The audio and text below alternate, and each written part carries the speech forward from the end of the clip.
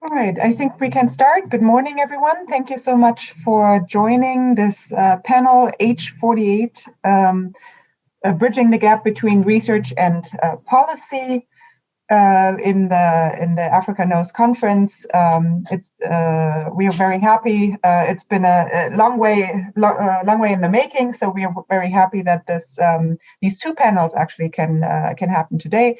My name is Corinna Jentsch. I'm an assistant professor in the political science department of Leiden University.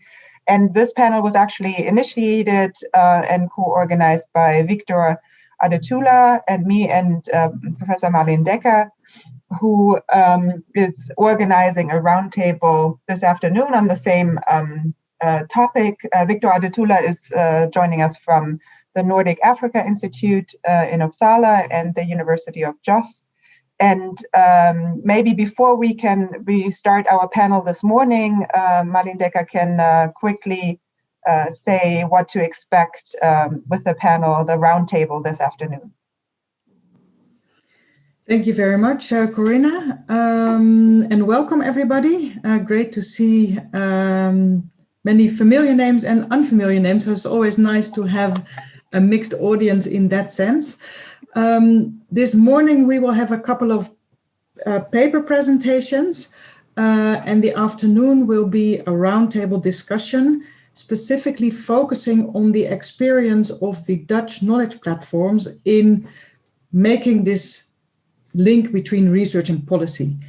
So the Dutch knowledge platforms were established in 2012 by the Ministry of Foreign Affairs to bridge the gap between research and policy and to enable more research flowing into policy debates and taking the research into account when making new policies and implementing policies.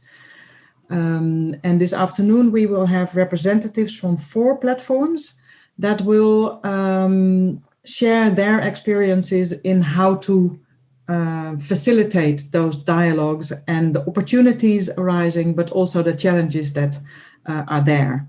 Specifically talking about food and business, about inclusive development, about sexual and reproductive health and rights, and about security and the rule of law. Great, thank you so much. So a warm welcome to you all, and an invitation to also join this afternoon at 2 o'clock. And so what we want to do this morning, we have a kind of a classic conference panel where we have presentations from each panelist.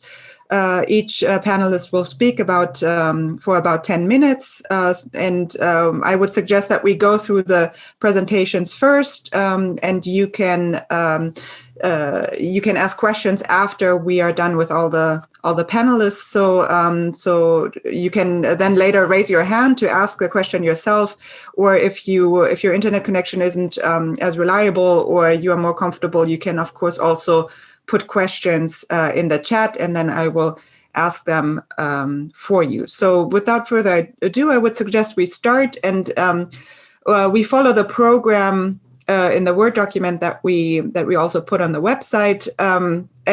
So our first presenter is Lotje de Vries, who's doing research and teaching at Wageningen University. And she will introduce her title and paper herself. Okay, great. Thank you, Corinna. And thank you everyone for joining us today. Thank you also to the organizers for this very interesting panel.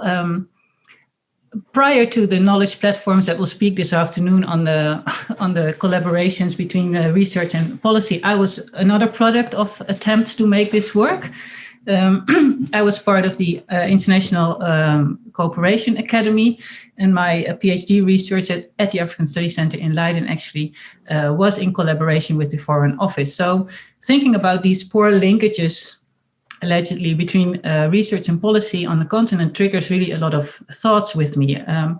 It was during my time as academic, but also prior to that, I had a short-lived experience as an NGO worker for a development organization in Senegal in the early 2000s. So I've been thinking about this question a lot. And I have to admit that when I think about issues of relations between policy and research, I also very often have to think about the Netherlands, because more often than not, you can really see important shifts in policy that are rather informed by political considerations than by academic research and evidence. So I don't think that the questions that we ask ourselves here today are in any way unique to the African continent or specific issues related to borders, but just a matter that we observe everywhere. And of course, the first question is whose policy and to what end, really? Perhaps more important in relation to academia, so whose research, and then with that, financed by who? So what I will try to do this morning in a few minutes is to talk about border management and border research on the African continent. And this is what I've worked on in Senegal. When I was an NGO worker, I worked on regional integration and cross-border cooperation, mainly in the Senegambia area, so Gambia, southern Senegal, and Guinea-Bissau. But also in my PhD research afterwards, which was in the borderlands of South Sudan, and afterwards I've also worked in the borderlands of Central African Republic. So I've been thinking about and researching this for some time. And in order to introduce this, I would like to start with an anecdote, because a few years ago I was at a seminar in Bamako in Mali. And beforehand, I had reached out to an old acquaintance who was working for the UN mission there, MINUSMA, in the security sector reform and DDR program. So as a coincidence, he had started working with the border security, on border security, and started working with the Malian Direction Nationale des Frontières. And that was very interesting to me, because those were exactly the people that I used to work with when I was still with that NGO in Senegal. So I joined him for a day of meetings with these Malian border people. And in his description, these were a group of very active administrators that were very eager to move ahead with their ambitions for regional integration and cross-border cooperation. And it reminded me of this work in Senegal. And we all saw regional integration as something that needed to be stimulated from below, if preferably. And borders in that regard were rather seen as a nuisance that had to be overcome if possible. But my acquaintance was very critical because he really thought these Malian administrators, they saw this border as a tool for integration, but MINUSMA's prime concern was, of course, the security of the border. And they saw borders as a rather uncontrolled land that was occupied by criminal Islamists. And the country had to be protected against these border dynamics. So he considered his Malian counterparts as rather naive. And MINUSMA was supporting this Malian Direction Nationale des Frontières because they wanted to inject some security-related concerns into the Malian border strategy that they had been developing for years. So what I observed during that day was the dilemma that we had when I was working in Senegal for years too. Are we to consider African borders as barriers, or should we promote them as bridges? And this barrier or bridges kind of thing, that is the basic thought that I have here behind my paper. And the adjacent question then for this panel here is what type of research would contribute to promoting these two rather diverging agendas? So looking at those two kind of schools in thinking about borders, what do they mean? In the borders as bridges discourse, these open borders are propagated, and such borders are to have lower administrative burdens. They should allow for the free movements of goods and people. It is the discourse that is propagated by regional institutions and certain civil servants, and also a lot of civil society organizations. African cross-border cooperation and regional integration are really seen in this perspective as an opportunity for development. It is a space to unlock these often kind of put away peripheral border zones. And in this perspective, you really have a rather positive view on what these borderlands look like. And mostly these are zones then that are characterized by a relative stability, and that is a luxury, quite frankly. And of course, you have sets of illicit and more illicit actors that operate, but generally speaking, seeing borders as bridges means that you see borderlands as zones that do not necessarily bring about many threats.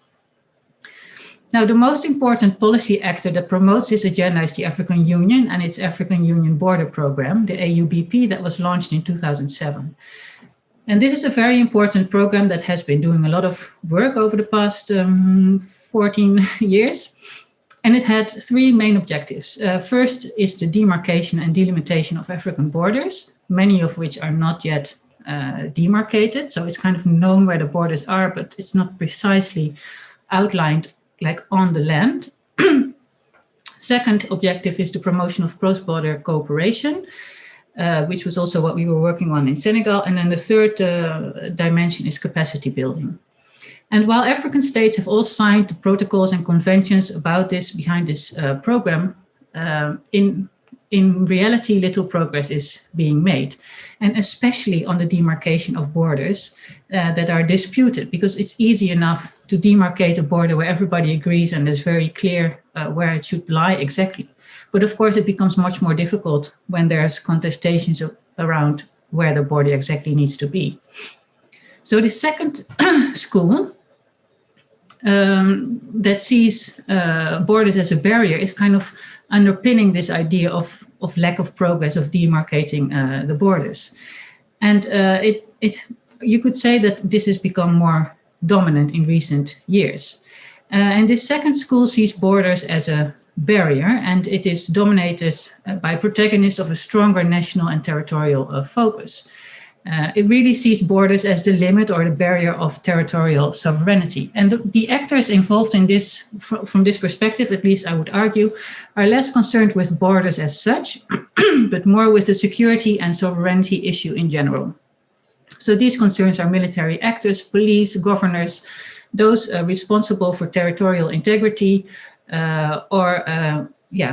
also in some African contexts, the lack of control, but that they then try to maintain via proxies or auxiliary forces, either on their own side of the border or across the border.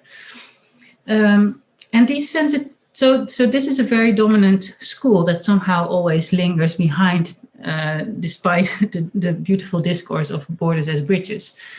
But these sensitivities surrounding border management strongly influence border relations and relations between nations. So even when relations are good, security agents stationed at the borders very often firmly perform formalities to express their national authorities, as I've seen in my own research. And local authorities have often polite but highly politicized and extremely securitized and protocolized relations with counterparts across the border. So this means that behind the varnish of open borders, there really is this second policy objectives that African nations hold dear. And the actors dominating this policy objective really ultimately pull the string much harder than those promoting borders as peace and as a means to promote peace and security. So over the course of years of trying to be meaningful to policymakers, what we tried to do when we worked in Senegal, the security concerns always had the upper hand. So the border as a formal demarcation of sovereignty has always been more dominant than the borders as bridges discourse. And this is obviously certainly the case in the Horn and in Central Africa, where you have a lot of messiness and frontier dynamics in terms of border issues and border management, but also increasingly so in West Africa, where you traditionally had a stronger discourse on cross-border cooperation and peace and stability. Now, as a side note, obviously there are very stark regional differences here. I realize that the picture that I paint is really informed by my own experience in West and Central Africa. And clearly you could have perhaps a very different analysis, perhaps also more trade-oriented, if you would have a focus on parts of Southern and Eastern Africa. But this divide between barriers, borders as barriers or borders as bridges, you can also see it in academic strands too. Some colleagues approach border studies really from this more control, securitization perspectives, like for instance, Philip Froude and many others writing on the Sahel these days. And you have those who really looked at borders as networked bridges of trade and regional integrations. And you can think of authors like Olivier Walter and Gregor Doppler. And then there are border scholars that more take a frontier dynamic perspective that consider the messiness that we observe in borderlands as the central point of analysis, to which I think I can count myself. But the question is, of course, if we try to translate this sketch of ideas behind African borderlands and borders, what can then be policy relevant research? And then the question that arises is whose agenda is dominant? Who are the policymakers that would make use of such research? And are these policymakers in African capital cities or in Addis Ababa at the African Union, or perhaps even in Europe, where they decide on the priorities in EU-Africa relations, which will have repercussions on what will receive financial support? And I would argue that from a policy perspective, over the course of the past decade, we can really observe a U-turn, like from a slowly opening up of borders after the end of the Cold War, increasingly designing policies that would favor them as bridges, regional integration, etc., and a subsequent return towards a stronger, more policed and securitized border. We could also more cynically perhaps argue that we just started to pay less lip service and efforts to put in these borders as bridges agenda. And this, of course, also closely relates to the EU agenda in relations with African governments. The EU too made a shift from development-driven agenda of promoting regional integration to a more security migration-oriented collaboration with African countries. And they started with Frontex around 2005, 2006, first of all aiming at controlling migration. And this agenda now also comprises criminal activities and the necessity to contain the spread of terrorism and radical Islamism.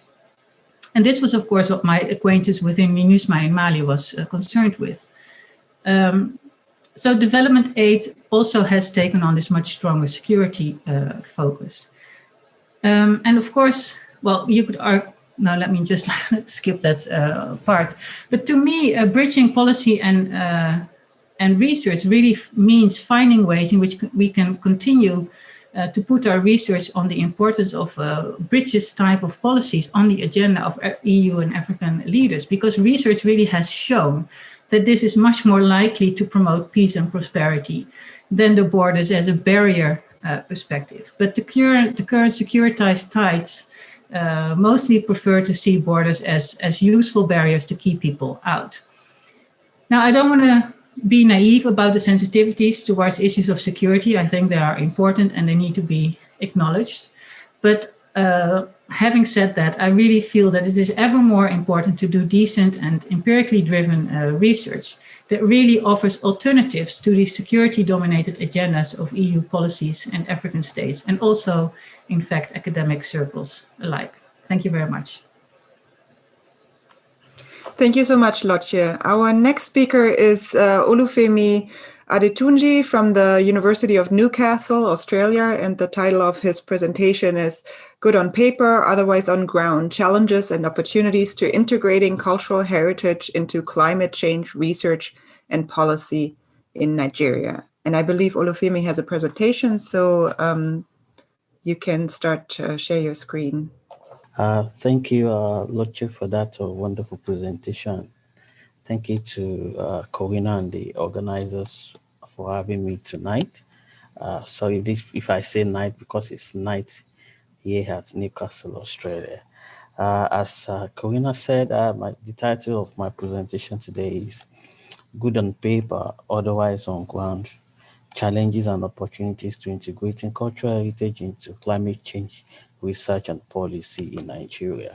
I'm presenting this as part of my PhD that I will soon round up in the next 1 month here at University of Newcastle. The PhD is focusing on developing adaptation framework for developing climate change adaptation framework for cultural heritage in Nigeria. And the research covers a lot of policy reviews, collection of primary data and all the rest.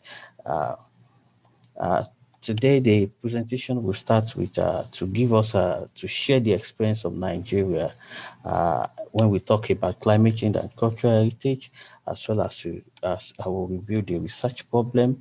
I will discuss the methodology, and I will give us a peep into the discussion, the findings, to discuss the findings and recommendation. This as a caveat, the presentation is on an ongoing research, ongoing paper that I'm writing with my supervisor. That indicates that comment is highly welcome for us to strengthen the paper further. In Nigeria, Nigeria is divided into 6 geopolitical zones, and we have up to 7 different ecological zones in Nigeria. And each of these zones, they have various levels of vulnerability or exposure to climate change. And as you can see on Figure 1, shows the different ecological zones that we have in Nigeria. You could see the marginal savanna down to the mangrove in the south, and the mountain ecological zone as well in the south as well. We could see that each of these zones, they have different communities within them. They have different states within them. They are exposed to various levels of changes or variability in climate parameter. We can see this in Figure 2, showing the variability, the trend in the variabilities of climate parameters across the ecological zones in Nigeria. For instance, we could see the rainfall amount. So around the mangrove zone, we could see that increase. We could see those communities within the mangrove zone, they're experiencing increase in rainfall, as well as the rainforest zone. But if we look at the rainfall amount for tallgrass savanna, they are reducing. The mangrove rainforests, they are majorly on the southern zone of Nigeria, while the tallgrass shortgrass, they are on the northern zone of Nigeria. I will talk more about this as we move on in the presentation. We could see as I've said before, these 6 geopolitical zones, they have different level of vulnerability to impacts of climate change. And we could see that here, Northeast is classed class 1. They are regarded as the zone that has the highest exposure to climate vulnerability. And we see compared to Southwest, not that Southwest is not exposed, is not vulnerable to impact of climate change. It's just that the level of impact varies across these zones. And the pictures on Figure 4 shows the flooding in Badagry area. If I can introduce Badagry to us, Badagry is one of the historical communities in Nigeria, because that community played an important role during the transatlantic trade over many decades ago in Nigeria and West Africa. We could see on Figure 4, livestock dead as a result of drought in Kaduna State. Kaduna is a state that is located at the northern zone of Nigeria. And as we see in northern zone, they have drought, they have reduced agricultural yields, they have less rainfall, they have building collapse, they have heat waves.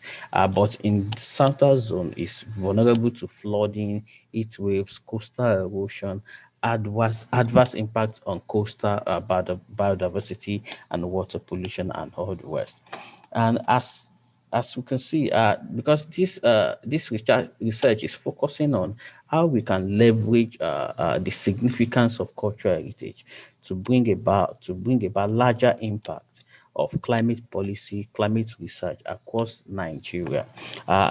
We delve into to understand what are the spread. What is the spread of climate cultural heritage in Nigeria? And across these 36 states that are divided into 6 geopolitical zones, there are up to more than 150 cultural heritage that are either listed on the World Heritage Site, or listed on the National Heritage Site, or listed on the State Heritage List. In Nigeria, we have 2 World Heritage Sites, which is the Suko and the Suko Cultural Landscape and Osun Osogbo Sacred Grove. On the National Heritage Register, we have up to 143 cultural heritage sites. but on the state, some state they have 10 heritage sites listed within their state and all the rest. But what the focus is how we can leverage on the significance of this heritage to the people to ensure that people get to know more about cultural climate change, and people get to involved in policy planning and policy development, policy implementation across from national to state to local government in Nigeria.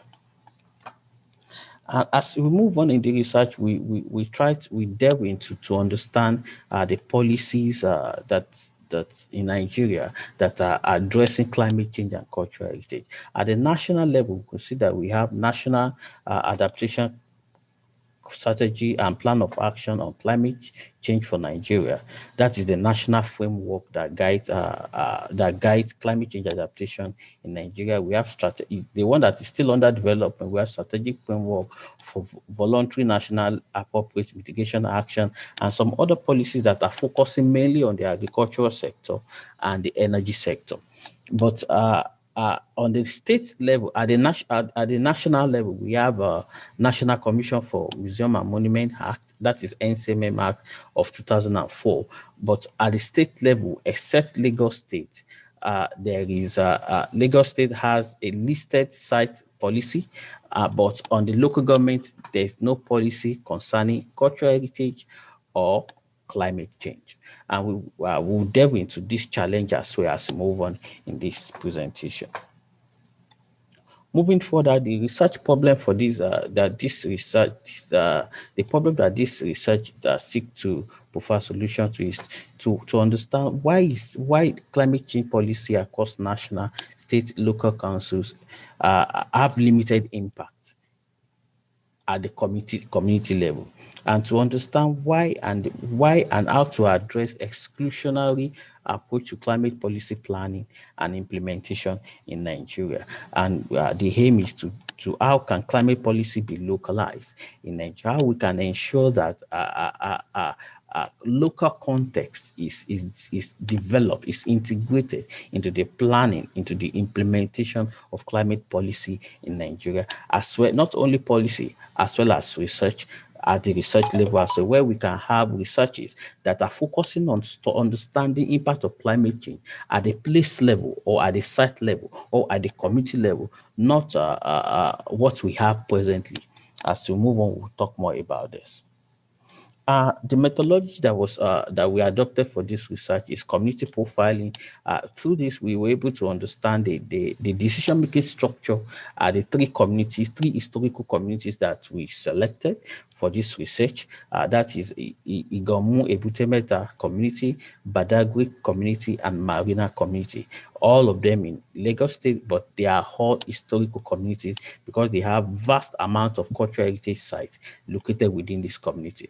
As well, we did a document review to review the policies that are addressing climate change in Nigeria as well as cultural heritage in Nigeria. And we identified 3 government organizations that are involved in climate change policy planning and cultural heritage and climate change policy planning in Nigeria. That is National Commission for Museum and Monument, Federal Ministry of Environment, and Lagos State Ministry of Art, Culture and Heritage. Through our findings, we were able to interview, study 3 communities to interview key decision makers in these communities to understand what is their perspective about the existing climate change policy. Has there been any project implemented within their community that addresses climate change and all the related issues in this aspect, as well as we're able to conduct interview for government employees working in the 3 organizations, and we're able to do physical document review of all the policies that we can retrieve at the national level and at the state level. And as I've said, there's no policy about climate change or cultural heritage at the local level. Well, the one good thing about the existing situation in Nigeria about climate change and cultural heritage is that there has been some improvement, especially at the national and at the state level, because many years ago there's no state, like 20 years ago, there's no state in Nigeria that has a climate change policy. But now we can point to 3-4 states like Lagos State, Ekiti State, Nasarawa State. They have climate change policy that focuses, that addresses impact of climate change within their state. And as I've said, we have the presence of administrative and governance structure for management of cultural heritage is really improved. We have them at the national, at the federal level, as well as the state level. But on the local council level, there's no local government in Nigeria, because we did a bit of research on that has that structure, governance structure and administrative structure to administer or to manage climate change and cultural heritage within their jurisdiction. We could see now that also that across Nigeria, there's increasing number of tertiary institutions like universities, like polytechnics, that are offering disciplines or courses that are relating to cultural heritage, climate change, and environmental management. We have University of Ibadan, we have University of Port Harcourt, we have Federal University of Technology Akure, we have University of Lagos, and some other tertiary institutions in that aspect, which is an improvement compared to what we have 2 decades ago. Also, we could see that if funding has really improved, but there's the variation in this is that at the national level there are increasing funding to address to fund projects or initiatives that are addressing climate change or cultural conservation of cultural heritage. But at the state level, there has not been increase. Even at the state level, there has been drastic reduction. Even there are some states that they have zero budget, zero amount of money, zero amount of naira that is specially budgeted for climate, to address climate change or to address conservation of cultural heritage within their state. Also, there has been improvement in the quality and increasing amount of research conducted on climate change and cultural heritage in Nigeria, which is a significant improvement, because we could see increase in the amount of publication focusing on cultural heritage or climate change in Nigeria that have been published in the various journals, the international conferences, and all the rest. Also, the quality of data on climate change and cultural heritage has significantly improved. This has not been at the level that it should be compared to some other developed countries or compared to some other countries in Africa, but there has been an improvement in this aspect. Moving further, we asked our participants what are the challenges, and we're able to classify the challenges into various groups, but these are just few ones I want to highlight in this presentation. There are some social challenges that borders on awareness. Many of the, especially those that are non-experts, non-professionals that we interview, like local kings, like local chiefs, market head leaders that we interview, they have little or no awareness or little or no understanding about climate change within their community. Also, there's difficulty in translating increase, and we observe that at the community level, people are getting engaged more in activities, in events that are relating to cultural heritage, that are relating to arts within their community. We have lots of people that are visiting local heritage sites, we have lots of people that are attending festivals, community festivals, and all the rest. But it's been difficult to translate that increase in engagement to increase awareness about climate change at the community level. Also, there has been inadequate learning content on cultural heritage and climate change in pre-tertiary schools. We interviewed 4 school principals, secondary school principals, and they told us that at their school, they don't have any course or content or any subject or content that are focusing on climate change or cultural heritage, which is very disheartening. Is a challenge that has to be overcome if we want to transcend research in climate change into policy. As we move further, we'll talk more about the institutional challenges. Also, another classification of the challenges is about is outdated equipment for collection of climate data. Where I compared, because I'm here in Australia, I have much of engagement with how they collect climate data here in Australia. I compared the equipment they use. I could see that the equipment they use in Nigeria is it's largely outdated compared to what they have here in Australia and in some other countries where I have networks with. And this is a particular challenge, because if the equipment are outdated, the data that are coming from this equipment, that these equipment are gathering, cannot be termed credible. And this is a challenge as well. Also, there's post-peak capacity. This is very, very noticeable at the state and at the local council level. At the state level, we were able to interview two contact persons about climate change and cultural heritage. They were only government employees that were given the seat to sit at that position with minimal knowledge about climate change and cultural heritage.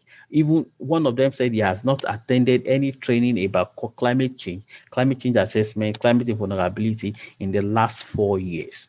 And also there's poor data management system at the federal level, right from the federal level down to the local level. These are challenges that are needed to be solved.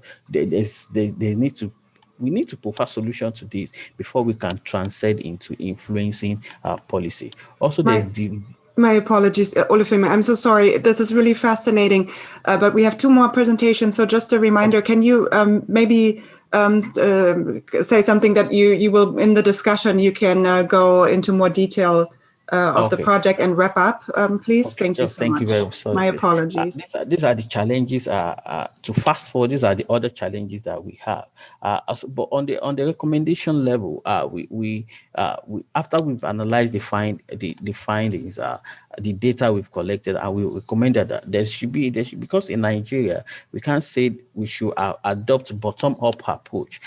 Cultural heritage is still largely government business, and there's need to be a balance between top-down and bottom-up approach to policy planning and implementation. This will help to improve awareness about climate change through leveraging the increased engagement to culture, arts, and heritage at the community level.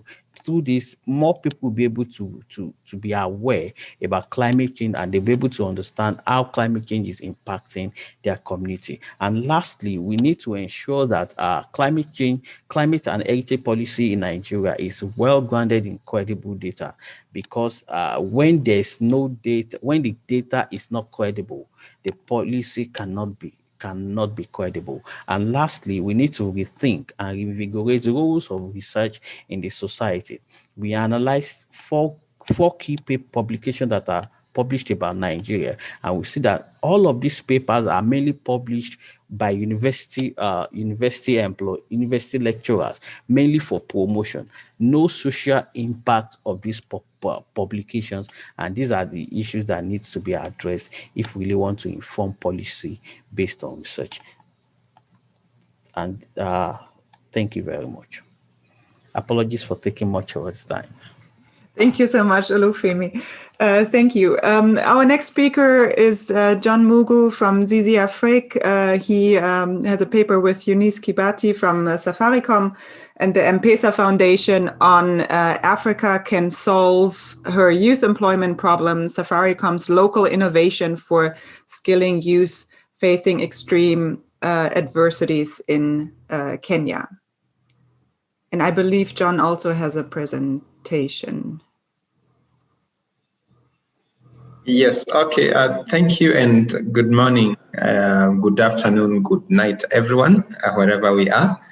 It's a pleasure to be presenting to you this time.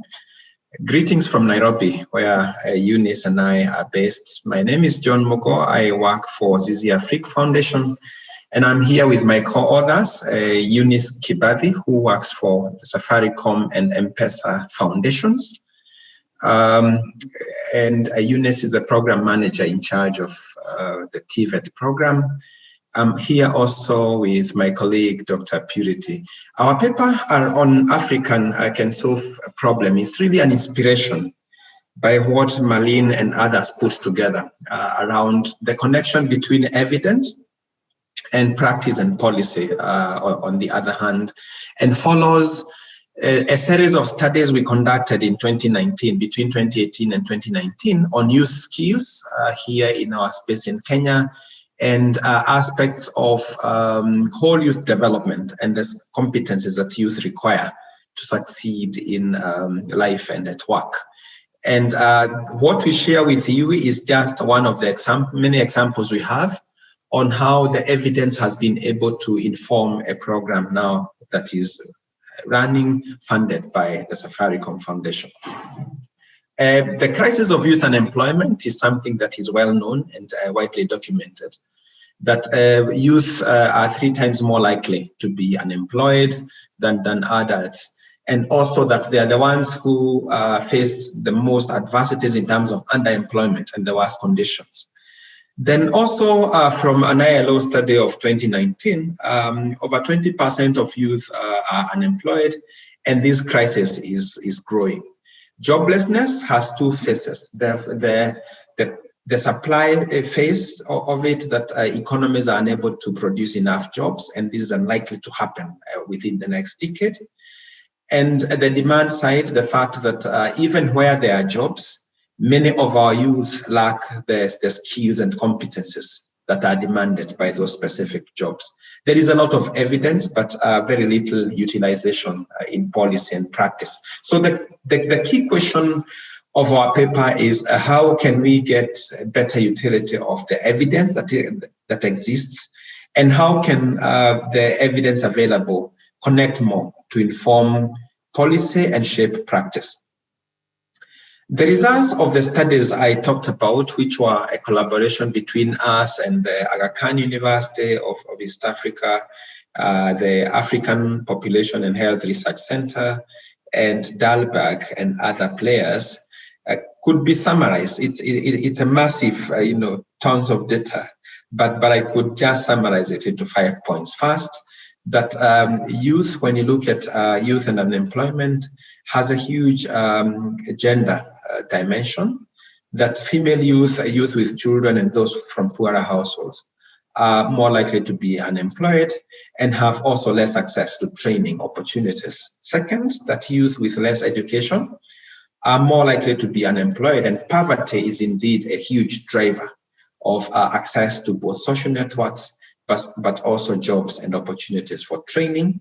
That technology has a bit of a space to play, that it facilitates many youth to access jobs, but youth are accessing information also is mainly through the word of mouth. That while Facebook and Twitter and online websites and so on are critical, our youth, especially in rural areas, still are depending on the word of mouth and the people they know to be able to access information. Fourth, that access to jobs is more through informal means, and this aggravates really the situation and the demand of skills, and connecting youth who are skilled and the opportunities that are available. And lastly, that employers also demand life skills besides technical qualifications, that transferable skills, socio-emotional competences, values are gaining in terms of price in the labor market. Employers say that it is easier to get youth who are less qualified technically, but who have the life skills and values demanded by the work of today and into the future. So following this evidence, Safaricom Foundation took it up, and Safaricom Foundation is the largest corporate foundation in Kenya, focusing on building communities and transforming lives. This foundation has impacted more than 5 million lives in Kenya through nearly 1,500 community-focused projects over the last 17 to 18 years. And following evidence that from these 3 studies that we conducted, Safaricom established the Safaricom Foundation Scholarship Program in 2020. And what I'm showing is a map and a few of the geographies that where evidence pointed youth could be more disadvantaged, and where the program would focus more. This program has 7 features that were all evidence-informed. First, the program seeks to equip 700 youth, and now we are looking beyond 700 to even up to 2,000. Those that are not in employment, education, or training, with construction and hospitality industries skills. And these skills, again, it is leading to evidence on where the sectors that are rapidly expanding and where jobs supply is higher. Second is that a gender focus of 60-40 in favor of female, extremely difficult to achieve and ambitious, but again, something worth trying. That is equipping youth with life skills and these other transferable skills that employers are looking for. Then achieving a 5% disability ratio, again, pretty ambitious. Then reaching out to the bottom wealth quintile, where youth are least educated and less likely to access other opportunities to train. Then the 6th quality is achieving at least 80% completion and transition to internships in industry. And lastly is creating a center of excellence to improve government training, and especially the relevance of it, mediating and equipping youth with the skills that are demanded by the workspaces, but also quality, especially in terms of technology integration. There are 4 lessons that are emerging. Of course, this work was disrupted by COVID, because we started in January of 2020, and then only 2 months down the line, COVID came and institutions closed countrywide, and now we are just getting back. The first thing that we are learning is that research can actually find utility, and rather than sinking resources more into research for those that want to do large interventions, there is evidence that they could draw to, but the connection between researchers and those with the money and intention to establish partnerships is quite critical. Second is that reaching the farthest behind is possible, but it requires both commitment and investment, because the farthest behind are the least likely to access information if you advertise anywhere about any scholarship or training opportunities available. So one has to get to villages, get to households, get to meet them face to face, which actually is more expensive. The third thing we are learning is that adaptable and nimble process is key to allow for accommodations along the way. When you target the bottom, there are many challenges that cause adaptations. And until you do it, there is very little documentation on adaptations that are needed. So moving this path just requires you to trust yourself, do it, and then adjust and iterate as you learn. And lastly is that learning is important. A learning posture implemented through proper information generation and management is very key. And the investment that comes into it also has to factor this in, and building in points and spaces for deliberate learning and iteration. We are open to questions to share this more. There's a lot of information, but because we are given limited time, we wish to pause here and we'll respond to questions. Over to you, Karina. Thank you so much, John, for your presentation. And so now we come to our last presentation by Victor Adetula from the Nordic Africa Institute and the University of Jos. And he's going to talk about research policy nexus in the age of post-truth politics, lessons for Africa. So Victor, you have the pleasure of wrapping this up. And after our trips to Nigeria and Kenya, broaden our focus a little bit onto all of Africa again. Thank you very much. You're right. I will try as much as possible to use the 10 minutes to do some sort of wrap-up. Can you hear me? Okay, my internet is a little bit okay. Yes, just before joining the Nordic Africa Institute, I've been in Nigeria, and actually the motivation for this paper, measuring the effects of policy-oriented social science on the policy process in Nigeria and trying to do some comparison with some other African countries. And when I moved to Europe, I find out that some of the challenges in terms of the nexus, the research policy nexus also obtained in the global north. Even as I continue to reflect on this, I realized that the politics of post-truth also has intruded and further complicated the problem in terms of the relevance of research or even the willingness of policymakers to take research seriously, and even on the part of the researchers to make the process and output of their engagement available to the policy environment. But more fundamental to this presentation is the status and role of post-truth politics on policy relevance. And I try to count it into a question. How is post-truth logic and politics influencing the power relation and in turn determining the research process and outcome, including the impact on state policies? Without much ado, we all know about the discourse about the relevance or irrelevance or inadequate relevance of research use by policy maker.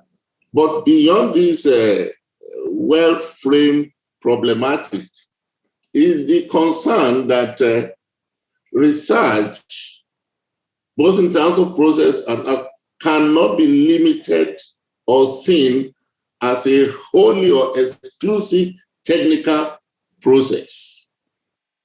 The social context within which knowledge production is conducted need to be factored in examining the policy research nexus. And post-truth politics has become an essential factor in this context. And either we're looking at it in Africa or we're looking at it globally, the fact is that post-truth politics is generating unwholesome development in terms of the use of research and its relevance to policy process. But having said that, in the particular case of Africa, because of its vulnerability, the vulnerability of so many African countries, the impact, or let's say the negative impact of post-truth politics is more grievous than in other parts of the world, especially the global north. This is not the time to start talking about what policy is, what research is. We're all familiar with that. But what I want to draw our attention to in this part of the presentation is the fact that both dynamics at the African context level and global dynamics determine this nexus, the policy research nexus. And can we give some example or some factors around this? One of this is the fact that, let's talk about the origin of the post-truth movement, so to speak. Initially, some of us joined in celebration of thinking beyond the box, because post-truth is simply a situation in which people are more likely to accept arguments that are also based on emotions and beliefs rather than the one based on the so-called hard facts, which in a sense can be a challenge to the ever-present dominance of positivism, if you like, empiricism, that, okay, let us think beyond the box, that there are other non-hard facts concern that can contribute to knowledge production and expansion. But not later than this discussion came up, we discovered that this emerging trend was hijacked. And part of the thing that contributed to this being hijacked and appropriated is the introduction, or let's say the inclination towards commercializing knowledge production excessively. And of course, today we talk about the Cambridge whatever, and the rise of so many consulting firms around these issues, which we have seen. Another dimension we want to see, or dynamics that has contributed to this, is the fast-growing technological advancement and the way it is being deployed within this emerging industry. Of course, I talk about the trend this trend is being promoted by commercialization of knowledge production system globally. But having said that, whereas the knowledge production generally and indeed research activity has been adversely affected globally, Africa has suffered most. Part of the African context dynamics have been couched as the cultural dimension that Africa culture tends to promote post-truth politics because of the role of symbol, the role of sentiment, the role of belief system. Granted that these are, but they do not in any way constitute the dominant explanation for the effect, the negative effect of post-truth in knowledge production in Africa, and in fact, the impact of knowledge production on policy. And because of that, we decided to look at some other dynamics and factors that relate to African context beyond the cultural explanation. The issue of state failure and the crisis of underdevelopment comes out for us to note. The complex policy environment in many African countries, of course, and inadequate research infrastructure.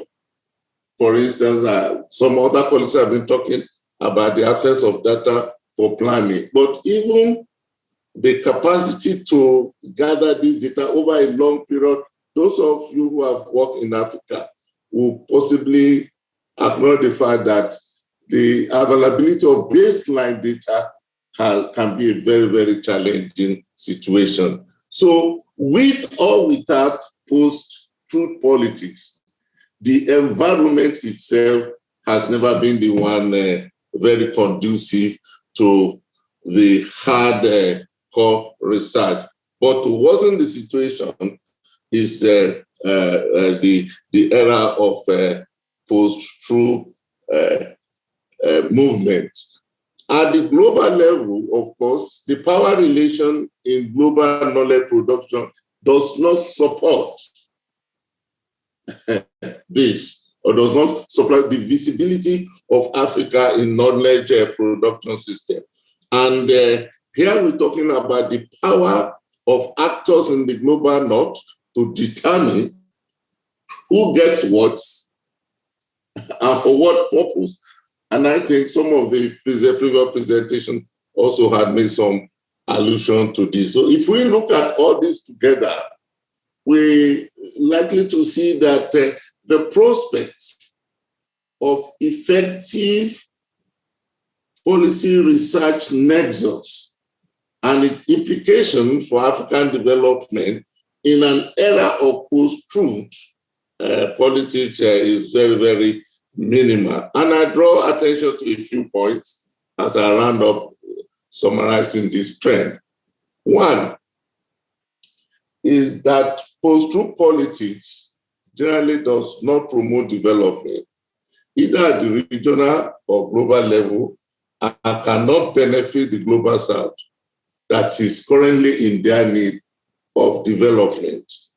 And of course, this point needs to be emphasized if we even look at the SDG, we recognize the emphasis on research sustainability, which means that research will continue to be important for policy, particularly development policy, but not within the framework of post-truth politics. Another point is the need to enhance global partnership. I'm sorry, I'm just coming out of a health condition, so my voice, forgive me. The second point is the need for enhanced global partnership is required for the development of research and indeed for long impact on policy. In an era of increased transnationalism, in an era of increased transnational threats to humankind, we cannot afford the politics of post-truth that emphasize unbridled nationalism, unbridled isolation of states. We're talking about the need to promote multilateral cooperation across countries, because the job of development, the job of global development is not for only one actor. And of course, one of the goals of SDG is about international cooperation and partnership. So it is by coming together to promote human development rather than the politics of post-truth that emphasize isolation and nationalism that we can achieve this. And I said, this is possible through a number of capacity building intervention that will borrow the experience from the global north without ignoring the essence of local context. That is where I will stop. Excellent. Thank you so much, Victor. I think this was a great wrap up and really a kind of great critical perspective on this research policy nexus. So we already have a few questions from the chat, but I would also invite you to raise your hand if you want to speak up and ask your question. Otherwise, I'm just going to start with a couple of questions that were already put in the chat, partly responded by Lotje, so I'm not sure whether Lotje wants to respond to them again or bring them up in the discussion, but I'm nevertheless going to refer to them. And I think I'm gonna ask a few questions at once so that we can be efficient with our time. So for our first presentation for Lotje de Vries, we had a couple of questions. One from Samia Chasi: don't we need to question the very concept of borders and consider them in the context of colonialism and arbitrary partitioning of Africa? So, and I think this points kind of to a more general question: what kind of research do we need in order to inform policy? Is not only very applied research, but maybe also more critical perspectives or post-colonial perspectives necessary? Erik van der Zanden pointed to kind of the difference between the trade perspective, building bridges, and the power perspective, building barriers. And I guess here a question is, how can we emphasize the trade perspective more, or those who are kind of speaking for an open border perspective? How can research contribute to emphasizing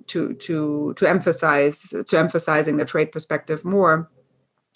And Monica Callan asked, and you already commented on that in the chat, so I don't know if you want to say something about it, but I nevertheless want to ask the question: could you comment on rent seeking and the importance of custom duties for national revenues, how to reduce rent seeking, custom duties, and other administrative costs to build bridges without high costs that discriminate against small-scale traders and entrepreneurs? What role could research play? And I'm just going to let you respond first, and then I'm going to turn to the other presenters and questions for them.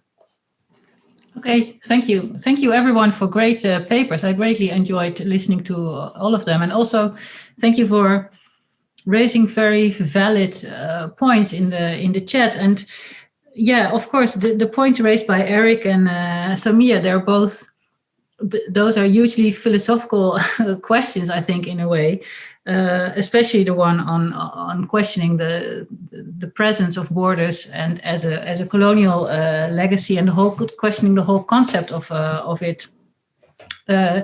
We certainly should do that, I think, and I would be very much in favor of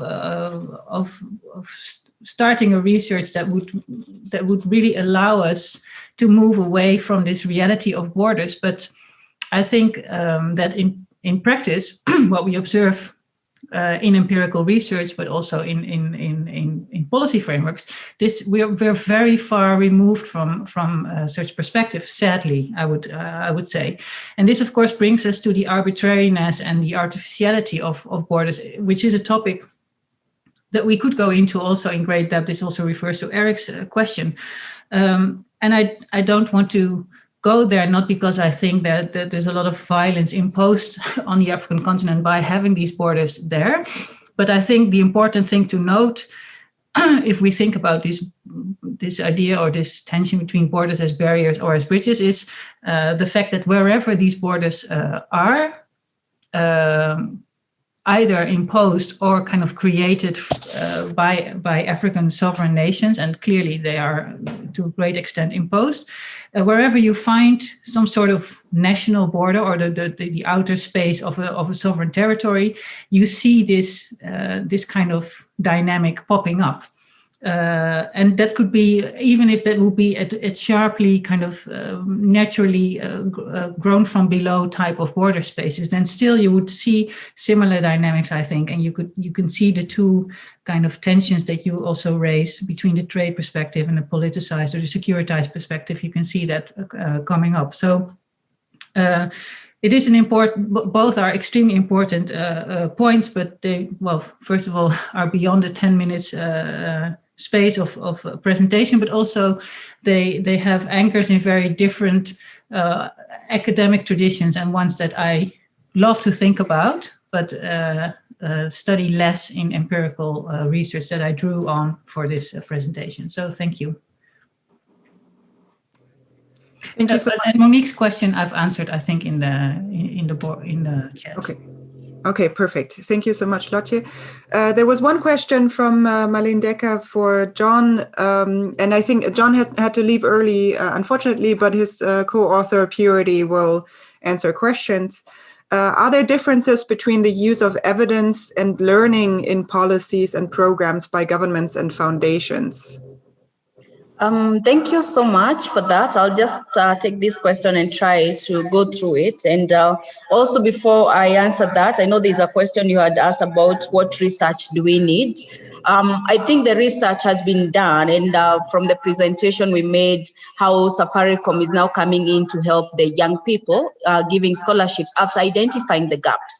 But more so is when you realize that, and this was in the presentation, that many young people don't have the luxury, or they are not lucky to receive information from these new ways, use of media, use of social media, especially in Africa, and we need to go to them. So sometimes many of us do research, you realize the gaps, that young people will receive information through the word of mouth, but we go ahead to advertise for possession using these other media that will only reach the 15% of actually the young people who are able to probably get resources. Having said that, I think the government sometimes use evidence. Of course, there are different kind of data collected and different even methods of generating those data, but the way the government is going to use the evidence is totally different from how foundations use the data. You know, if you mention a foundation like Safaricom is using the data that has been published by other people, not them doing research, but they are using the evidence to address issues related to youth unemployment, youth training, and so on. But the government, sometimes it is to address policies, and many times the policies take time before they can be shared, because this is a consultation that will happen between the government, between the people, all the stakeholders in the education sector, or even in the youth sector, or whether it is in the labor market. And I think that takes a lot of time, which many people on the ground don't even feel it. Most of the policies that are made, sometimes they get, they are lost rather than reaching the people who really need it the most. Because I feel for us to decolonize Africa, it starts with the training. And if you're not addressing the issues of empowerment for the young people, who are majority, just to give an example, in Kenya, we have 78% being below the age of 35. It's a very young population, and the median age is 19. If you read those statistics, sometimes for us, they scare us, and asking ourselves, what can we do to ensure that these young people get empowered? Because if we don't empower them, again, we can never get out from our colonizers. We'll still have the chains, because as I remember when during the first presentation, the Director General, Africa Union, said it is about the chains now being in our hands, in our mind rather than our hands. And I think that is where we need to address and to bring change. It should be us thinking about how to empower, and use of evidence should be to address real issues that target especially the young population of the Africa. Thank you. Thank you so much. We had for Victor, we had a couple of questions, and I see Eric is also raising his hand. So I'm going to ask Monique's question, and then Eric can maybe ask his own question. Or I'm just seeing John Dietz has also a question for Victor. So let's collect a few questions for you, Victor. Monique is asking, are you referring to the need to conduct an ex-ante political economy analysis to inform any policy-oriented research program that aims for results that will resonate with policy makers? And Ton is asking, there is, of course, a difference between politicians and leading people in political parties on the one hand and civil servants. It seems post-truth attitudes are more easily visible among politicians than among civil servants. Would you agree? So should researchers not in the first place liaise with civil servants and not become too close to politicians and parties? And then, Eric, if you like, you can... Yes. Thanks. I was thank you, Lotje, for your response. And I suddenly realized I focus on colonial institutions, and suddenly I realized that actually you captured the colonial institutions all in one sentence, because I think with even the smallest example of ethnicity and tribes, where before colonization it was more fluid and there was more movement, and then through colonialism it became very rigid and compartmental. It became instead of a bridge, it becomes a barrier. And I think also in cities, so you have the difference between the central city based for the colonials and then the different parameters. So I think actually the barriers versus bridges, that's the barriers, that's the definition of the colonial system or institutions in all its layers, from nation to local to ethnicity. So just thank you for this insight. Okay, thank you so much. And do you want to ask, you had a question for Victor, I believe, as well. Do you want to ask that? Yes. So Victor, I also have a question about, you also talked about the power relations. So in a situation where there's oppression, for example, by state or by capital, so companies, and the local people, the oppressed. So you have a situation of oppressor and somebody being oppressed. Is it possible for a researcher to remain objective or neutral, or do we automatically side with either the oppressor or the oppressed? Okay. Thank you. So yeah, Victor, you can pick and choose or respond to everything. Yes, the question is not as tricky as it may appear. The context is already made clear. That's the context of operation. that context, that social context itself is not neutral. So in that situation, the neutrality of the researcher is going to be a myth. And even beyond that, it is not, the concern is not so much about whether the researcher is neutral. The concern is about being transparent in the process, in outcome, and declaring where you are. And I think that makes it very easy to manage. That, okay, this is my, it's just like declaring what your methodology is from the start. So I don't think it's so much something to be debated about. Knowledge production in any part of the world is biased. It's either there is no activity, intellectual activity without a purpose. It's either you are promoting the status quo, you are challenging it, or you are demanding a change. So my own position is be transparent and be honest about what you are doing and what you want to achieve. The other question about who do you align with, the politician or the civil servant? My own approach over the years has been, you identify the critical stakeholders, regardless of their role. Even if their role is negative or challenge, well, your job is to harvest the perception of everybody and analyze. But if you are talking about political alignment of interest, of course, that is ideological. It depends on what the purpose of the researcher is and what he wants to achieve. And the comment on political economy, I think the person got it right. That is the underlying framework for this analysis. Thank you. Thank you so much, Victor. Again, please, if you have any questions, please raise your hand or put the question in the chat. Marlene. Thank you, Corinna. I think the question that Tom asked to Victor is also a relevant question for Olufemi, in the sense of the linkages between climate change and heritage.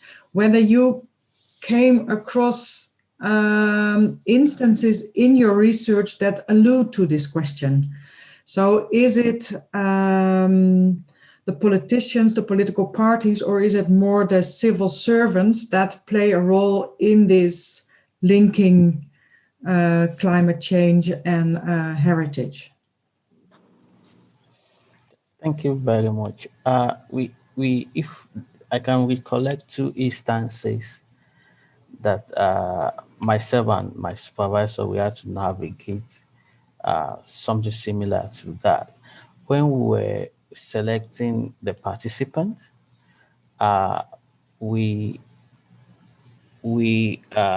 approach all the stakeholders, both the world leaders, local government chairmen, that we already know that their perception or their perspective to climate change is already biased.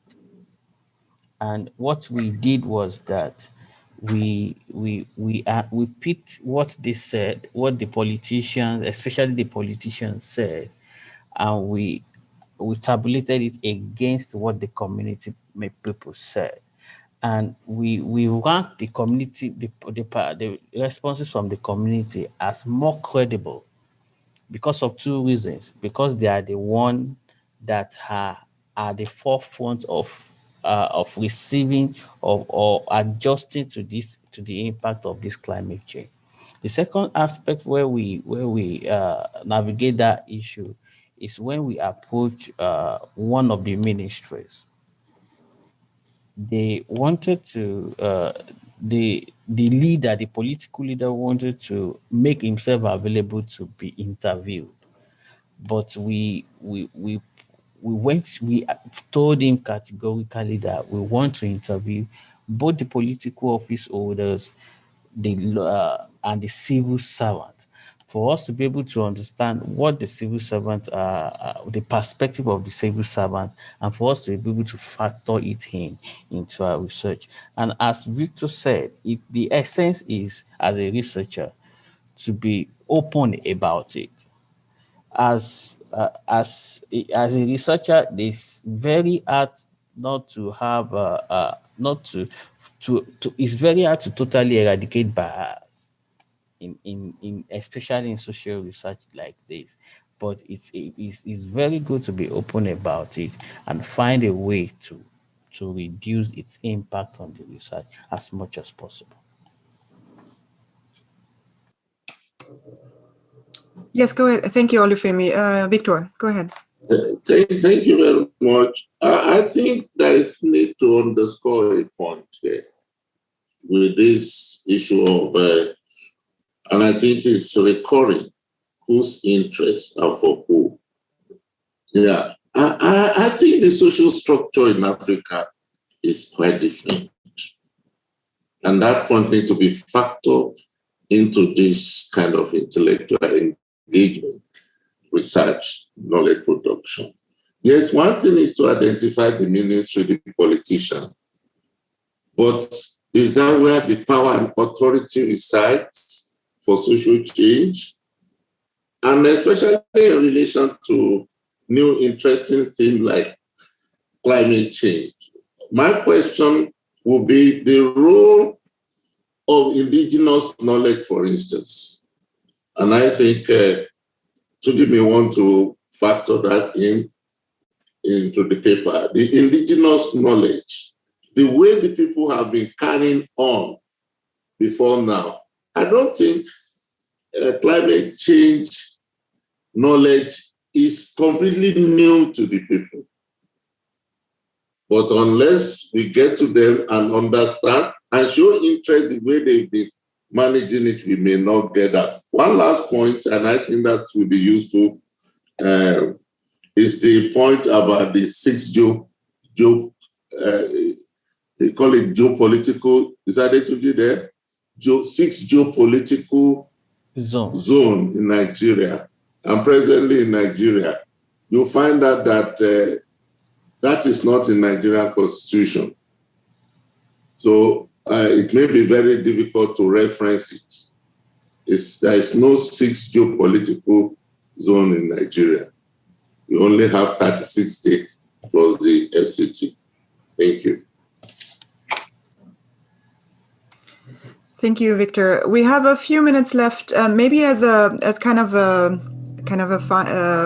summarizing question. So we talked a lot about how that collaboration and partnership is really important in this field, of course, because you can't do research without knowing what policymakers actually need, and this panel kind of emphasizes that policymakers should look to research to inform their policies. So can we kind of, from your experiences, draw some lessons on what successful collaborations, what they should look like? I mean, we talked a little bit about who should be targeted, whether civil servants or politicians, or Victor just said, well, actually the actual power holders, they are elsewhere. But can we kind of summarize a little bit what you would wish these partnerships should look like?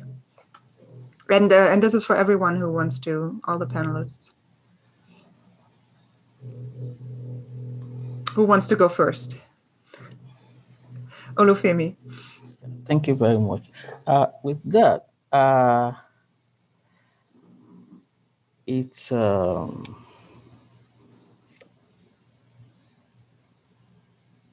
the people. I think the people the community need to retain their power to determine, that's my perspective to it, to determine what is best for them. And there are ways there's possibility that the political leaders, the civil servants might want to not, if I could get your question, I hope I'm addressing it. If there are ways that the civil servants, the political leaders might take up the powers, but as a researcher, it's better to ensure that the community has that power to make the determination. I hope I addressed the question. Yeah, so what you're emphasizing is that in such a partnership, the community should still kind of have the power to maybe even define the questions asked, right? So yeah, that's a great point. Purity? I think for me, when I look at the policies, and probably I'll base it in this country, there are many, and probably in education sector, you realize many organizations are doing research on something. And so there's so much noise. So the government is not even sure whom to listen to. So I think many people working on research need to come together. So if there are NGOs, civil CSOs, they need to come together and amplify the voice. They'll have more bargaining power rather than when you're going to the government alone with something you did and you want them to act on a certain part of the policy and another person is coming with something. And I think when you think of people forming a learning community, I think this will give them power. Many foundations, whether they are NGOs coming together, working on a certain agenda. So whether you are pushing the ideas of numeracy literacy, whether you are pushing the idea of climate change, work together with other like-minded organizations so that even when you are speaking, you have many people are backing you up. And I'm happy, like in East Africa, there's a project, there are organizations coming together, 70 organizations that came together to push ideas of education sector, and it's called Regional Education Learning Initiative. And you can see that they are able to amplify their voice. So they are even going beyond Kenya, they're going to East Africa. And I think they are given more credit even by governments because it is not one person speaking. It is 70 organizations saying, yes, we have identified the gap, we need to move together.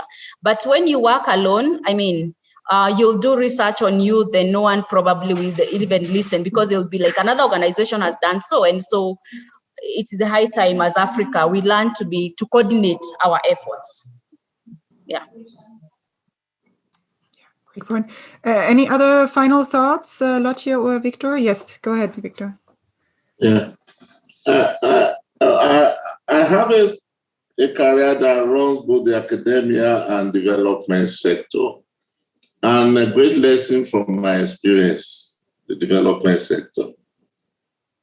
The first is a paradigm shift where research is research for development and development for the people. So either we're talking about our role as policymaker or researcher, our relationship with the people has to respect their perception and factor it in. And when we're talking about international collaboration, I'm so happy that we're represented on this. Oh my God. Yeah, we are well represented on this platform, both from the South and the North. When we talk about international partnership collaboration for research and policy, I think the need for mutual respect will make it happen better. And to transcend the dominance of modernization, like, oh, we are going to help them. No. We want to collaborate. We want to enter. By the time we continue to see it as aid relationship, it's not likely. And I think what has going to make research collaboration and partnership work effectively has been this kind of, on the part of colleagues from Global North, oh, let us go to Siberia to help them. And on the part of the Southern actors and researchers, oh, they are bringing money for us to work. I think this is it's not working on both sides. We have to change our perspective on this kind of collaboration, and it will work better. Great, thank you. Lotte, do you want to add anything, or we have a minute left? No, I was just writing a message to Victor that I fully agree with what you just said. I think, and also perhaps as a projection towards the roundtable this afternoon, I think the very first point is to acknowledge that the policy reality that also funders of research and of development aid or whatever that comes from European countries, their policy realities are also informed by, let's say, politics in the countries that money originates from. And that has repercussions on what is happening and what is studied and what is being financed in various African countries. And I think acknowledging this as a starting point also for these knowledge platforms and being honest about the knock-on effects of that is very, very important, and often more ignored than I would wish, let's say. So I'll leave it at that. Thank you. Thank you so much for these final thoughts. I learned a lot from this session, especially about collaboration and what kind of principles the collaboration should be shaped by. I want to again invite you all to come to this afternoon's roundtable. Marlene is going to share her screen to show you the program. Please join us at 2:00, same place. I hope you enjoyed this session, and I wish you a good day. Bye-bye, everyone. And hope to see you all this afternoon. Lotte, I think the point that you and Victor were making on the agenda setting will certainly be discussed. Fantastic. That's great. Okay, thank you, everyone. Thank you to the panelists for excellent presentations. And thank you to Victor for the initiative for this, and Marlene for organizing the roundtable. Welcome back, everybody, to the second part of the panel, Bridging the Gap Between Research and Policy. We kicked off this morning with a couple of paper presentations that touched upon the research to policy linkages. And this afternoon, we have organized a roundtable discussion, very similar in setup, but with a particular, let's say, partnership structure on research to policy linkages that we would like to share our experiences with. My name is Marleen Dekker. I'm Professor Inclusive Development in Africa at the Africa Study Center, and I'm coordinating one of the knowledge platforms. The knowledge platform Include. And I'm very happy that 4 of the knowledge platforms, the Dutch knowledge platforms, are represented this afternoon. And just by way of background a little bit, the Dutch knowledge platforms were established in 2012 by the Ministry of Foreign Affairs, the Dutch Ministry of Foreign Affairs, to further promote linkages between research and policy. This afternoon, we have representatives from the Food and Business Knowledge Platform, now renamed the Netherlands Food Partnership, the Knowledge Platform Security and Rule of Law, ShareNet, with a focus on sexual reproductive health and rights, and also Include, the knowledge platform on inclusive development policies. And what we would like to share with you this afternoon is the experiences of these platforms in making these linkages between research and policies.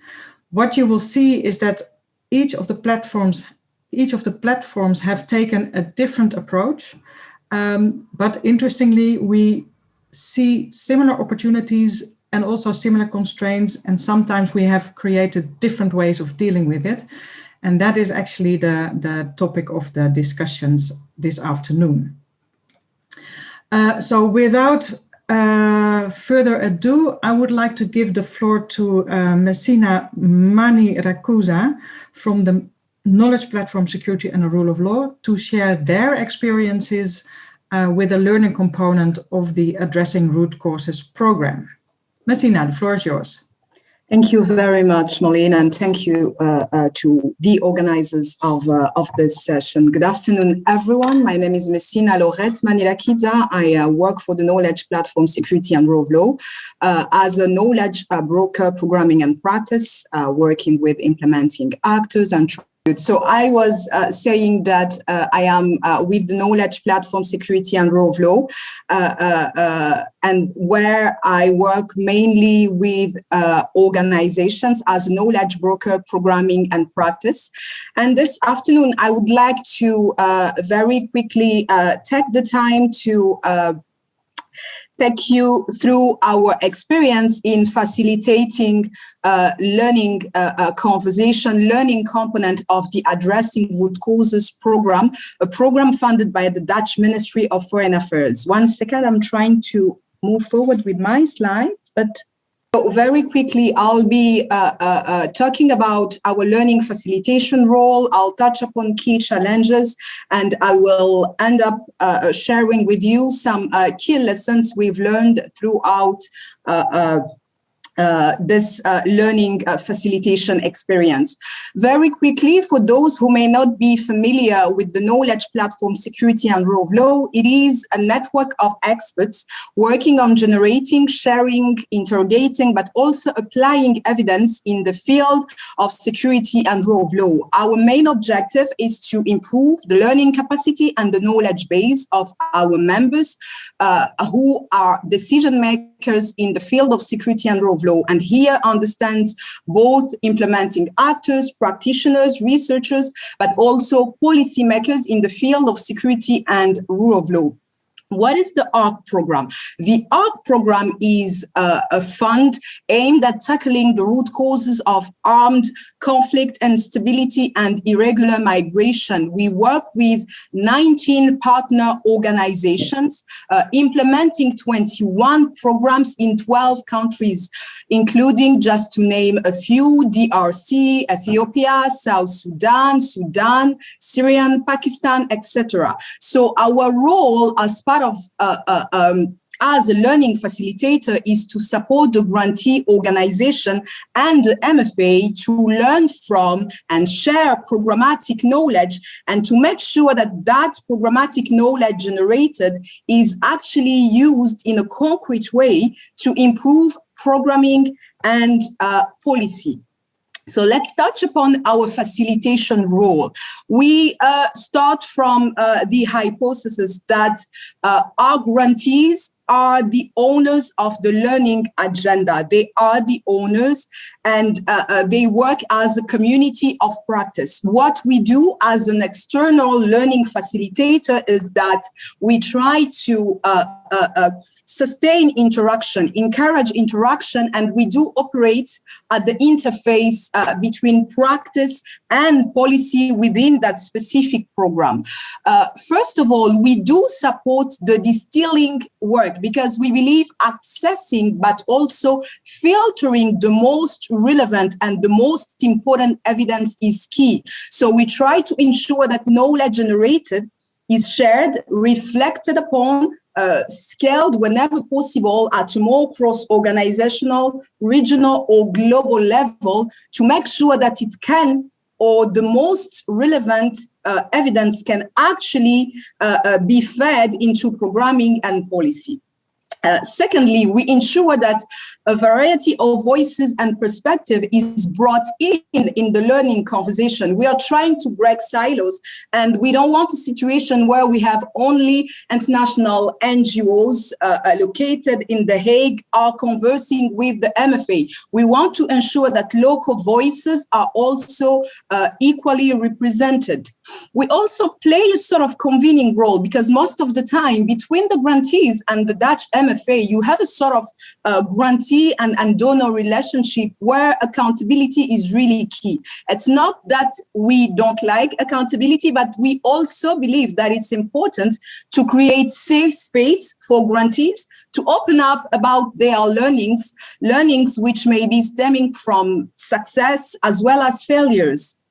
Another thing we do is that we try to connect the research and the programmatic knowledge coming from ARC to other wider debates in the security and rule of law field, because we believe they can actually effectively contribute, but they can also, besides moving forward the conversation in the field of security and rule of law, they can also learn from other programs being implemented in the same field. So I have to admit that while facilitating this or these learning conversation, we've encountered a couple of challenges which are essentially touching upon ownership of the process, dynamics within consortia, and resources. With regard to the ownership, we believe that this is mainly linked to the way the learning agenda were developed or created, because yes, international NGOs leading the consortia and the Dutch MFA set it together and developed learning questions, but because there were not enough representation from the field, from the areas, the regions where the programs were actually being implemented, at some point we discovered that there was some sort of lack of interest from a local perspective to more generic questions. Secondly, the way the learning trajectory was being designed. Yes, we had and we still have learning groups, but at the beginning, we didn't take enough time to really dig deep and think about the most appropriate tools and methods for the different levels, because some tools which may be which may be fine, which may work for the HQ level, are not necessarily appropriate for the field level. And you also need to see how the local level, the regional level, and the global level are operating. And this is due to these reasons, there was an issue of ownership of that learning process. Another challenge was, and is still linked to the way ARC was built. ARC is built based on a consortium model where you have a lead organization, and as a second level, you have international NGOs, and then you have another level, which is the level of the local civil society organizations. And most of the time you have, allow me to use this word, not so healthy relationships. And this may create some sort of competition, and those dynamics may hamper learning. And the last key challenge we encountered was a question of resource, because at the beginning, they were just learning questions and maybe learning activities, but dedicated resources was sort of missing. Yes, it was budgeted at the beginning of the program, but this was just mainly used to recruit either male officers or things like that. But it was not very clear who was supposed to contribute what as part of that learning agenda. So just to finish, what have we learned while trying to facilitate those conversations? First of all, when you decide to have a learning agenda, you need to keep it alive, because you need to understand that questions need to be prioritized and readjusted depending on which themes or which approaches are emerging from field and how the context of implementation are evolving. You don't have one context of implementation, you have a couple of contexts of implementation, and you need to make sure that the way those contexts are evolving are actually informing your learning agenda, and you need to adjust accordingly. Secondly, we've learned that it is key to link your learning questions, your learning effort to strategic objectives and goals. You need to tie the learning agenda to existing work, efforts, and priorities of both grantees, implementing actors, but also policymakers. Because if you just tie it to priorities of grantees, creating linkages with the policy level will be an issue. Thirdly, we've also learned that process is as important as content, because you will need to ensure consistent participation. You'll need to maintain interest throughout the process. This is why you need to make sure that there is co-creation, there is collaboration at every stage, namely at the design stage, during the implementation, and at the last stage of knowledge absorption. You need to constantly seek that active ownership over the learning design, formulation, and implementation. As I was just mentioning, leadership and resources are critical. You need to define explicit mandates. You need to define dedicated resources, and you need some sort of visibility to signal and to give some credibility and to signal priority of what you're doing on both sides, namely the side of the implementing actors, but also the side of the policy makers. And I will end with the importance of the feedback loop. This is the best incentive you can actually have, because you need to seek intentional and systematic ways of integrating feedback into decision-making processes. Otherwise, I don't think that as an implementing actor or as a policy maker, I'll want to do or to furnish any efforts or to contribute in any way into a learning agenda, which in the end will not inform in any way decision-making or the policy-making process. Thank you. I'll stop here. Thank you very much, Messina. That was very clear and very well timed. Thanks very much. We will have the 4 presentations after each other, and then there's room for discussion. If you already have some questions, please write them down in the chat so we can come back to them when all presentations are done. Then I would like to give the floor to Olivier Makambira from ShareNet Burundi. Olivier, please go ahead and share your screen and make the presentation. Good afternoon, everyone. Good afternoon, ladies and gentlemen. It's a great pleasure to be here. I see lots of participants from around the world. It's good to see you all. My name is Olivier Makambira. I'm working for ShareNet Burundi as Communities of Practice Facilitator since last August. ShareNet platform is a knowledge platform on SRHR. It has been here since last year. Since for 2014, sorry. We bring together policymakers, practitioners, researchers, and young people for knowledge management and networking activities. ShareNet was set up, as I was saying, in 2014, but since August 2020, it has been hosted by Jimbere Magazine, and it was one of the 4 in soon 7 to be country hubs of ShareNet International Fund by the Dutch Ministry of Foreign Affairs. Our mission is to strengthen linkages between research, policy, practice, and through generating, sharing, translating, and promoting the use of knowledge for development of better policies and practice in SRHR. With the ShareNet, ShareNet is we are a membership-based platform through different knowledge management activities. We aim to influence policy and practice in field of SRHR. For example, some of the major knowledge management activities that we do, we organize through communities of practice, through which members interested in same topic generate, translate, and share knowledge and best practices. Also at ShareNet, we offer the small grants facility that every year ShareNet launch the ShareNet International launch small grant facility, which help our members to develop knowledge translation products that will help them to influence policies and practice at national and international level. Also, another major activity that we organize at ShareNet is the Co-Creation Conference, which is a weekend conference where participants develop concrete and evidence-informed knowledge product that will be used for influencing policy and practice at country level and at international level.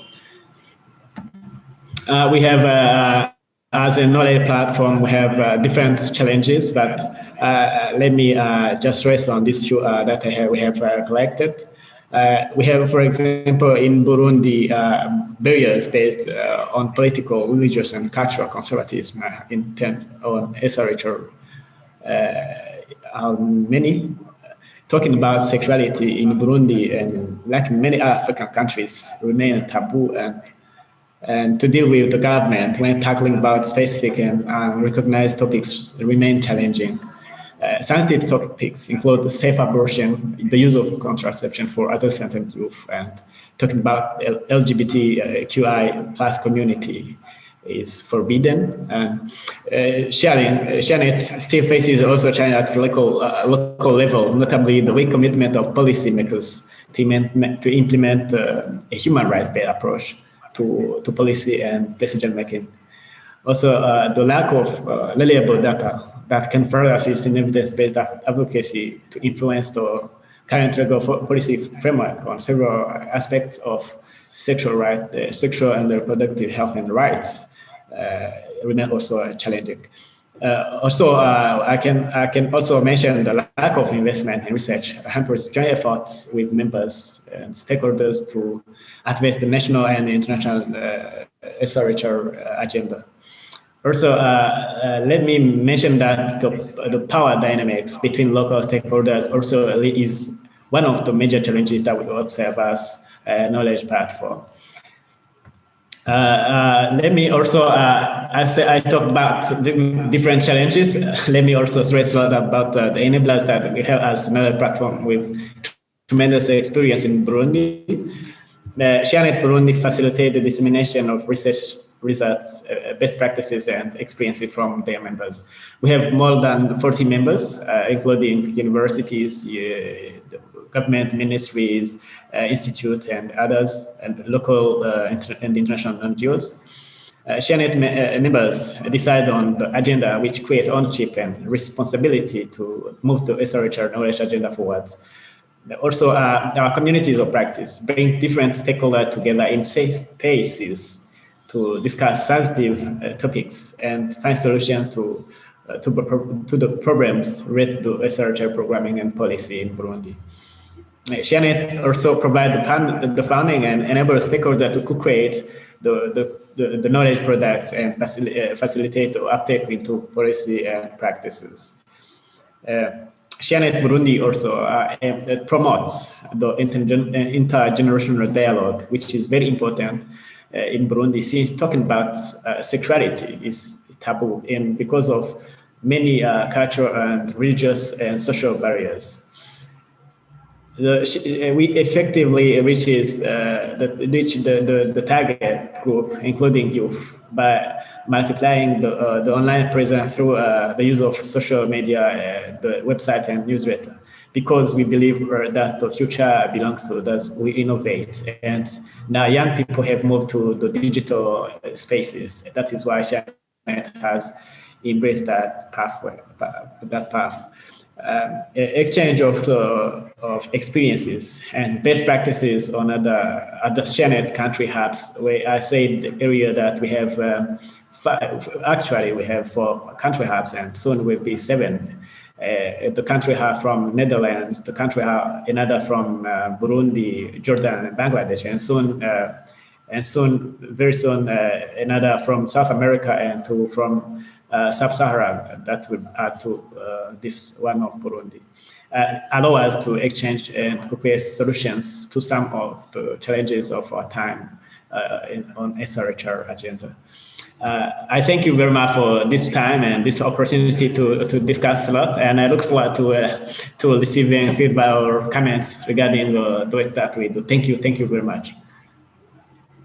Thank you very much, Olivier, and thank you for sharing the experiences and activities from Burundi. Then I would like to give the floor to Vanessa Nichten from the Netherlands Food Partnership, formerly the Food and Business Knowledge Platform. Please go ahead and share your experiences.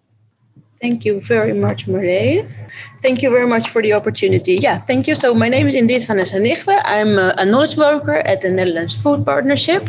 That's a new partnership organization that aims to be the leading Dutch instrument that facilitates the necessary acceleration in achieving one of the Sustainable Development Goals, number 2, to end hunger. And we're supported by the Dutch government. And indeed, as you said, also, we're building further on the Food and Business Knowledge Platform and also on AgriProFocus. And the Food and Business Knowledge Platform, as you indicated, was one of the 5 knowledge platforms for development cooperation installed also by the Ministry of Foreign Affairs.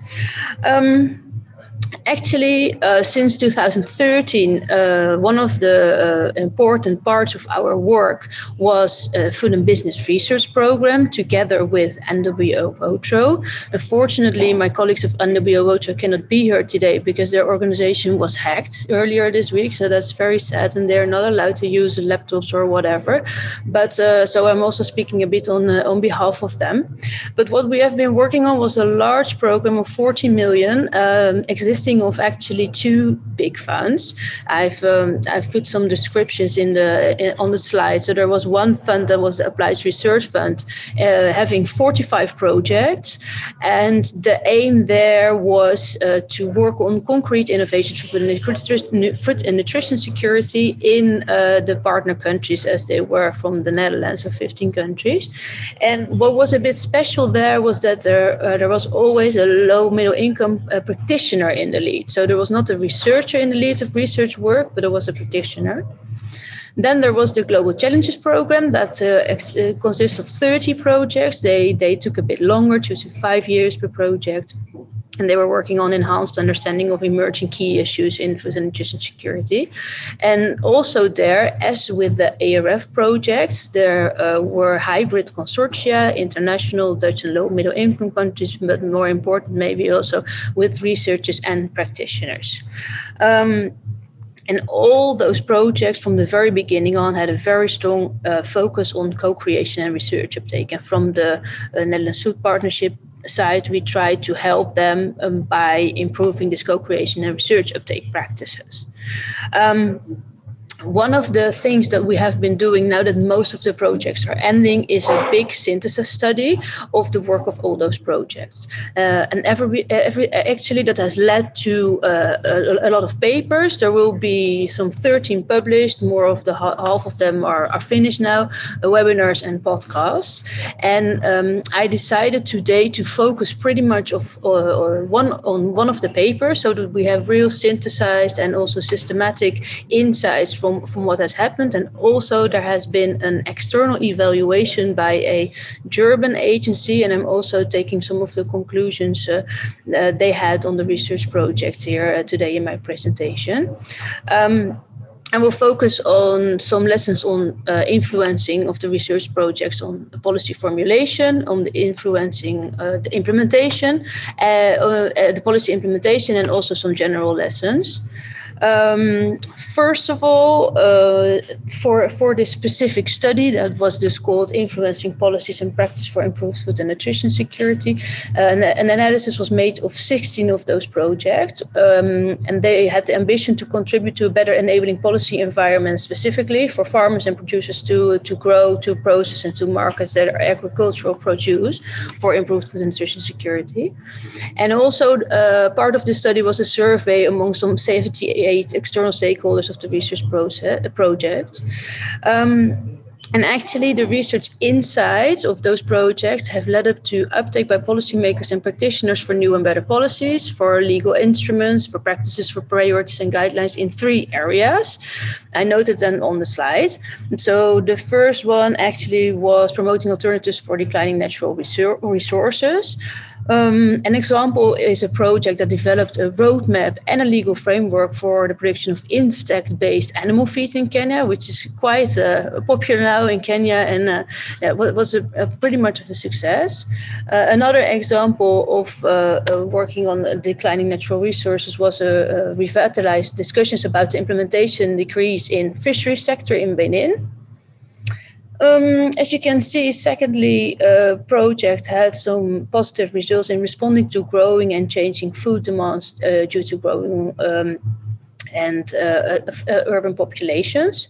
And an example there is the formulation of a county-level food safety policy in Kenya. So as you see, it's really on a policy level that they had quite some influence in the formulation. And thirdly, also directly working on improving smallholder livelihoods via policy. An example there is also in Burundi, the revision of the national seed law that has enabled smallholder farmers to participate in seed multiplication. And some other examples are the inclusion of cashew tree crops in the national agricultural policy in Uganda, which is also nice as a success, and local government ordinance against free animal roaming in Uganda. And all in all, what you can see here, those research projects trying to influence policy formulation is what are drivers for success is on the one hand, a very strong alignment with local or national government policy objectives. So from this co-creation, actually from the very beginning on, it's like also the former speaker said, they were involved before the project started, during and throughout the whole process actually, and that made that the project could very much align with the existing policy objectives. I think that was a very much of an enabler of success. And the second bullet, I already mentioned it a bit, it's about early engagement, continuous co-creation, and also constant results sharing, checking, adapting, and so on and so forth. Well, it has to be said yet that having those public sector actors as members of those hybrid research groups was a bit of a challenge. So it was a bit more in the Global Challenges program than in ARF. And you see that the projects that had those policy makers in the projects were even able to reach more easily those successes. But most of the time, due to lack of time, the policymakers were just working closely, but not within the project groups themselves. Now, then secondly, for the support of policy implementation, the projects, they worked on making new knowledge and research findings available and applicable for farmers and consumers. And that has shown results in three spheres again. A catalyst for direct policy implementation, firstly. An example there is that we saw an establishment of a national soy testing laboratory in Burundi. And then also a project managed to support policymakers in their role as a facilitator of agriculture training and support extension services. Actually, we saw there various examples of encouragement via co-creation and sensitization of both public and private extension service and advisory services, focusing on new economic insights, improved agricultural practices, new standards for implementation. And thirdly, we saw results in standardization and certification process of innovative agricultural projects and techniques. For example, certification by national standard organizations for innovative product and technology solutions, ranging from, for example, seed varieties in Uganda, fertilizers made from organic urban waste in Kenya, and traditional fermented foods in Zambia, infant foods made of local resources in Benin. So quite a few examples there of the implementation of standardization based on the research insights of the projects. Again, here what you see as drivers for success is a strong commitment by all the stakeholders, government, non-profit, private stakeholders, and a real investment to jointly co-create those solutions. And what you also see is that the project saw that most of the target groups do not necessarily very often are in contact with those policymakers. So once they get information, it's very important that it's contextualized, validated, and really applicable to their needs. Yet there are also challenges. This comes from the German external evaluation, and they say that the lack of local authority capacities to sustainably adopt and scale is there, and that is very important because maybe sometimes the willingness is there, but sometimes you see a lack of capacity to really sustainably continue with the implementation of those results, and that also goes for scaling, and it also demands much more. It's not only, of course, the local authority capacities, but that is one of the challenges. Yet, if the policy implementers have a research background, we saw that very much helps, because then, processes went more easy. So lastly, I think my time is almost up. I have some general lessons about alignment with government and policy objectives. Yeah, you can read it actually on the slide. It's important to acknowledge a two-way street between research and policymakers. Be sure to be aware of missing implementation notes, and as I said, that the findings are translated and contextualized, and to be cautious with the standards,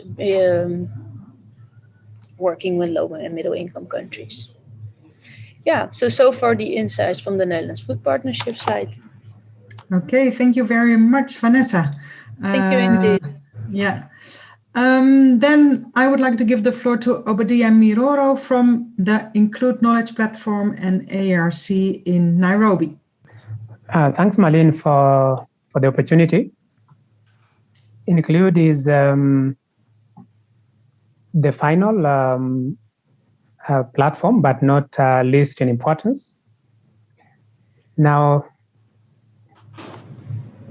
you are probably aware that Include, this is the knowledge platform on inclusive development policies.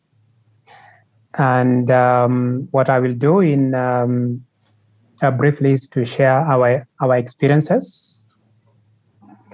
But before, or as part of this, one of the things I would like to point out from the start is that the idea that inequality and poverty remain a big challenge, and not just in Africa, but in many countries of the world, is widely acknowledged. And in so doing, then how did Include prefer to approach this? Now, there are three strategies towards addressing this and attaining inclusive development, one of which is focusing on research. The second is on knowledge sharing, knowledge that is related and relevant to inclusive development. And the last component is through policy dialogues. What I will do is to largely focus on policy dialogues in this brief presentation. Now, policy dialogues in this case refer to either platforms, or you can look at them as networks or research policy communities, or utafiti sera in Kiswahili. And what they basically do is they encourage the use of research evidence in policy formulation or implementation of programs or policies to attain inclusive development. So related to that, then, is I will briefly outline how they are established and what we have learned so far. But before then, let me also point out that to the current time, there are 7 policy dialogues that have already been finalized, and 7 that are ongoing in different countries in Africa, particularly countries that are partner countries to the Netherlands. Yeah, this is Kenya, Uganda, Mozambique, Ghana, Niger, and Mali, and the like. So having said that, then the key question here is how do the policy dialogues bridge the research policy gap? And this can be answered if we looked at how they are established and how they operate. So one of the points to note is that the policy dialogues generate rigorous evidence. And that's not enough, because this evidence is based on national priority gaps. So the organizations that are proposed to establish the networks or the research policy communities initially conduct evidence gap maps, and they identify areas that they think are important and where evidence is lacking. And these areas, once identified, they are validated, of course, during the initial forums or during the initial dialogues. So this then becomes the basis of further engagement and in terms of evidence generation and in terms of engagement with the policymakers. So in this way, we then think that the policy dialogues appear to be more demand-based rather than supply-based. The second is that they comprise of diverse stakeholders. And now to achieve this, then a stakeholder mapping is done. And this ensures that the key stakeholders in each of the sectors that would contribute to inclusive development in the topic or the sector that has been identified are incorporated. So these range from parliamentary select committees on the specific issue. They include the private sector actors in that particular sector. Also the civil society, but also the Netherlands Ministry of Foreign Affairs, whether that is at The Hague or throughout the embassies in Africa. So the other is that they are led by local research policy organizations, and this ensures that the agenda is set by local actors. And of course, this is one that is relevant to their work so that they can be able to leverage on their networks, they can be able to leverage on their strength as well. To also point out that they are flexible and adaptive. And this means that they essentially tap into ongoing policy debates and of course exploit emerging windows. And I will highlight that briefly. So the last point is that they, employ diverse research uptake strategies and of course also diverse knowledge products. There is no limitation on those that they employ. The essence here is they utilize strategies that are appropriate for their particular context, whether this is through social media or through radio discussions or even through local newspapers or breakfast meetings with policy makers. So having said that, then let me also highlight some of the experiences in terms of research evidence and engagement. In Ghana, for example, we found out that political parties recognize youth employment as a priority agenda. Through the utafiti seras in Kenya, Rwanda, and Nigeria, which focused on agricultural value chains, especially sugar value chains, rice value chains, cotton value chains, and horticulture value chains, transformation across those value chains was important in terms of promotion of wage employment. That is key. That is one of the key ways towards including youth and working towards achieving inclusive development.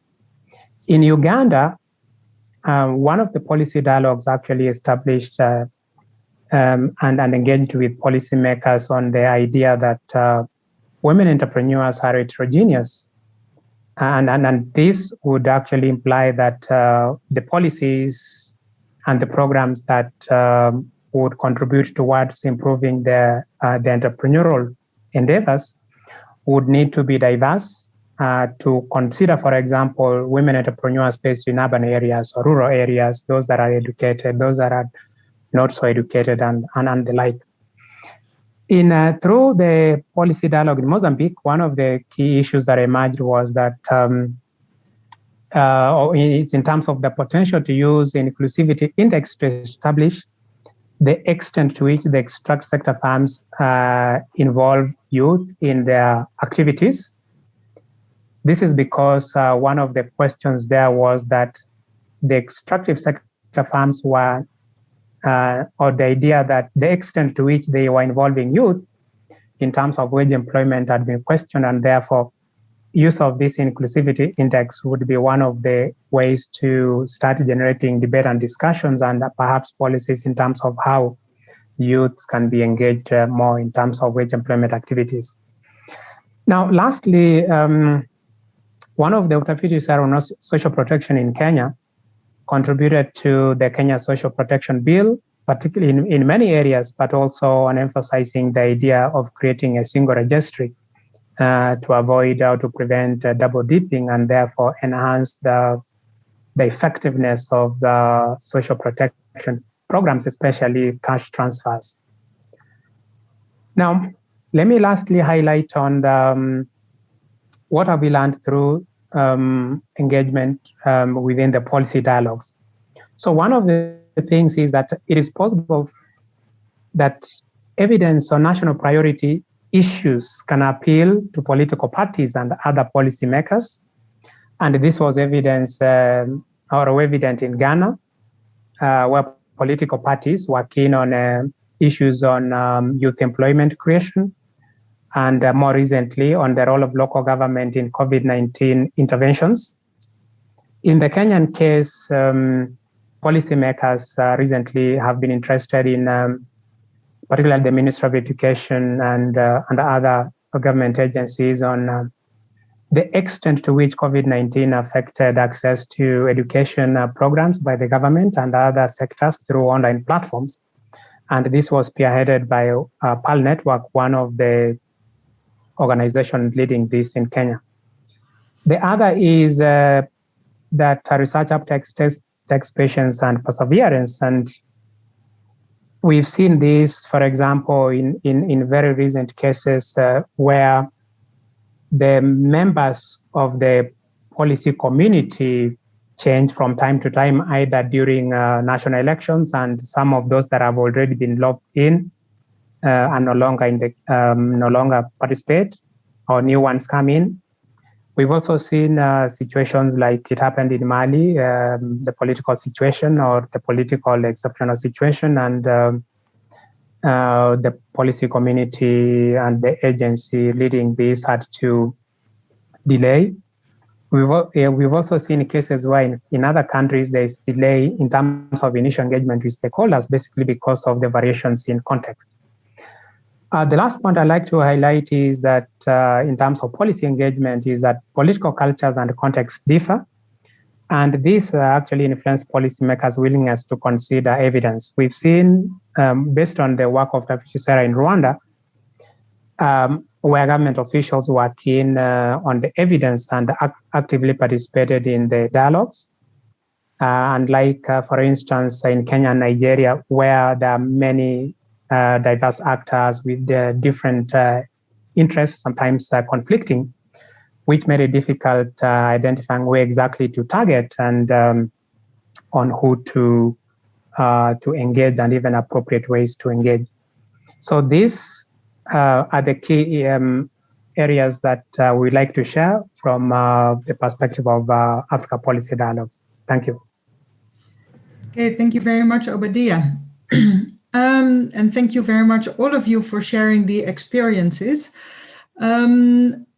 Please, for the participants, if you have any questions, you can post them in the chat. I see a discussion is starting up already on Monique's question regarding the role of the private sector. Vanessa and Messina, you already responded in the chat, but maybe you would like to also respond, let's say, in the plenary. So Monique Calon, who used to work at the Ministry of Foreign Affairs, was asking the 4 platforms that are represented today, how the private sector is engaged in these activities. Monique, would you like to elaborate a bit more on the question?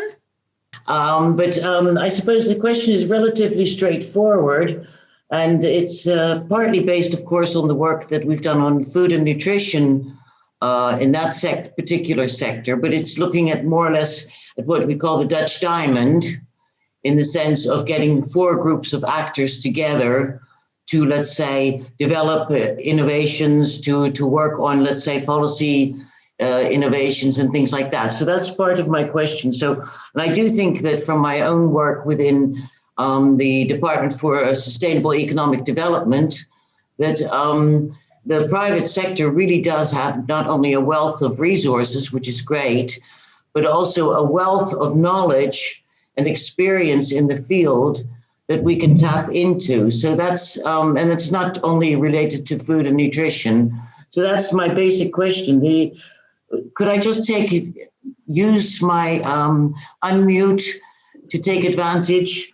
I think that I was thinking about two different experiences I had myself with regard to how you can influence some of the policy issues. One had to do with in starting up labor-intensive public works in Rwanda, where sometimes you can't predict what's going to happen. I heard that John Mellor, who is a very well-known I will get back to you on your practical questions, your practical experiences, but I first would like to give the word to Messina. I was just taking advantage, Yeah, no, I know. I'm taking it back. I'm using my position as a chair here. And I will mute.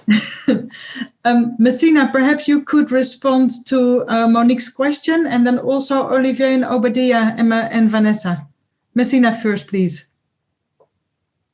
Thank you, Marlene. Just to answer to my questions, engagement with private sector is not specifically done as part of the, ARC addressing root causes learning component. But I was trying to say that as part of the Knowledge Management Fund, which is the knowledge platform instrument to financially support activities arising from its network, the Secretariat really tries to link up, to encourage linkages between KMF, Knowledge Management Fund grantees, implementers, with other relevant actors in and outside its network. And this actually includes the private sector, social enterprises, whenever relevant. As part of the Management Knowledge Fund, you can either apply for a research project, you can apply for a learning project, or you can actually apply for an innovation project. And we've seen that,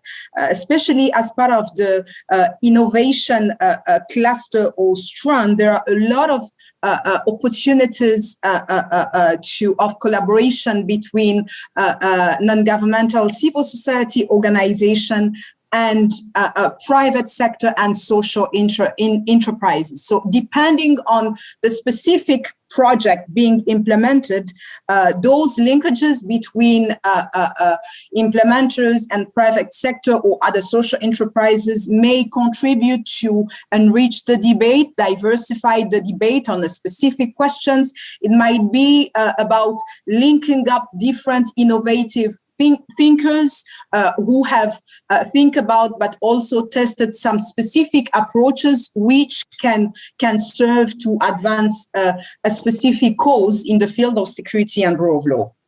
That's it from my side. Okay, thank you, Messina. Olivier, would you like to come in? Yeah, thank you. Thank you very much for, first of all, I have to thank Maureen for this interesting question. We at ShareNet, we believe that the innovation is at the heart of what we do, and partnering with the public and private sector is the key of our success. So for example, let me give the different examples during which we collaborated or we engaged with different of members who are from the public area. Private story. We have a community of practice of medias, public and private medias who are participating in this work in the way to promote SRHR, climate and environment in Burundi. That is one of the key elements that we actually launched since last year. And we have in one of our members, mainly from the private sector. I can say, for example, the manufacturer of Sanipads, for example, who is in the private sector. And bringing the organization in our platform is also important in a way that we intend to promote a lot the menstrual health in Burundi. We also, at ShareNet International Board, we have private members who are part of the board of ShareNet International. So, which means that private sector is at the heart of what we do, and we intend to strengthen in the coming years and further the public and private partnership. Thank you very much. Thank you, Olivier. I think that's a very practical example as well of how the private sector can be involved. Obadiah, would you like to reflect from Include's perspective on the role of the private sector? Yes. The private sector, in the context of policy dialogues, the private sector is involved as a strategic actor, and they are involved in the policy dialogues right from the start as partners, as key actors, and as key stakeholders. This is because they sometimes are affected by inappropriate policies, or because they have ideas and wealth of knowledge. So in so doing, therefore, during the dialogues, they participate in terms of giving their ideas and their knowledge. They also participate in meetings with policymakers, and we've seen this, for example, in the case of the sugar sector in Kenya, horticulture sector in Kenya, rice and cotton value chains in Nigeria, as well as the extractive sector farms in Mozambique. But they also participate in the formulation of policy alternatives within the policy dialogues.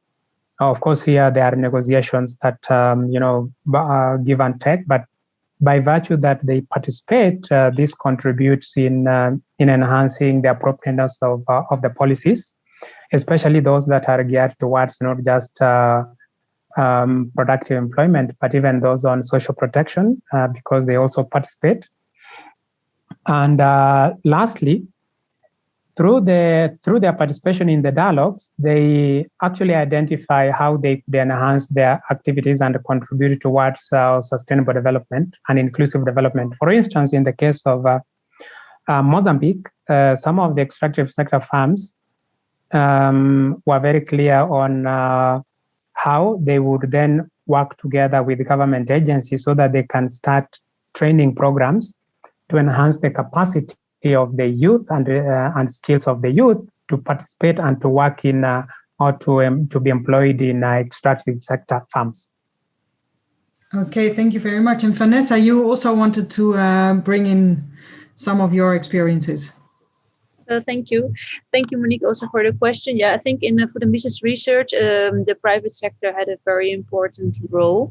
As mentioned in the Applied Research Fund, the practitioner was even in the lead of the research. That could be a small or a larger business entity, but it could also be a group of farmers, for example. From the business side, actually, in the Applied Research Fund, 25% of all the research group members were from private sector background. And in the Global Challenges Program, this was about 15%. And actually, you do see in practice that it helps very much in influencing, in this case, then policy formulation and implementation. So I gave the example of Cashew in Uganda. That was a small enterprise that tried to work on it. And with the research results, they've pretty well managed to influence the government. Same for the infant food in Benin. And as I was mentioning, that was a larger business, actually. That was Groupe Epidor.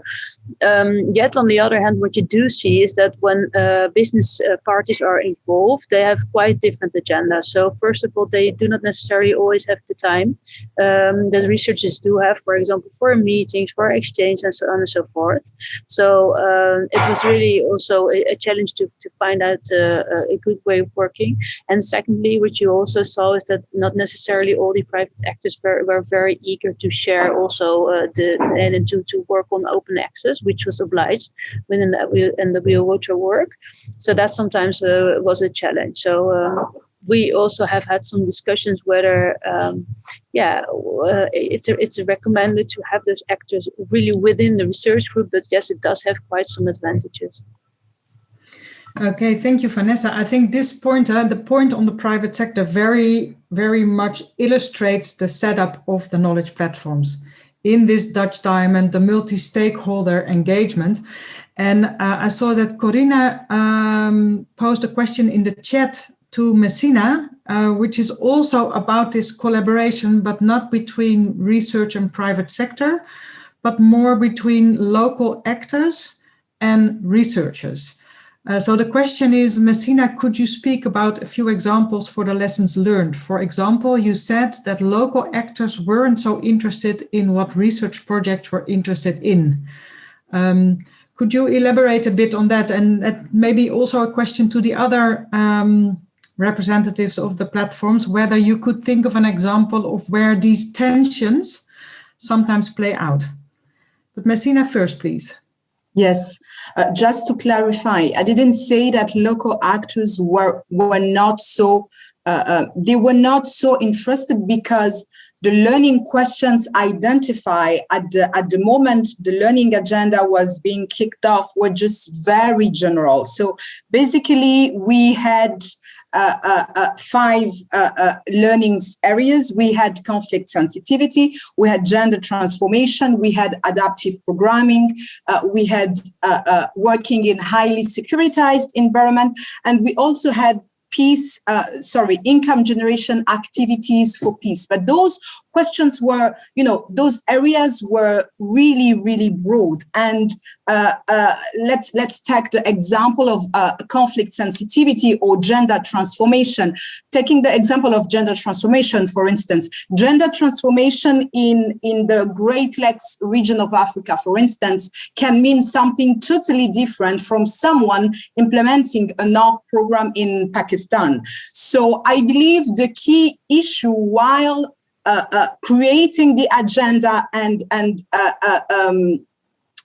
designing the learning trajectory was that the different levels were not taken into consideration, because you need to create a trajectory which allows every level to dig deep, determine specific learning questions, and then the way they want to tackle those questions, and then head another level when, for instance, experiences from, let's say, that Great Lakes region of Africa can be discussed or can be compared with experience stemming from implementation in a different context like Pakistan. But just having, a global question, a global theme like global transformation, and just subscribe to that learning group, in the end, you find a partner sitting in Pakistan or a partner sitting in Burundi being like, this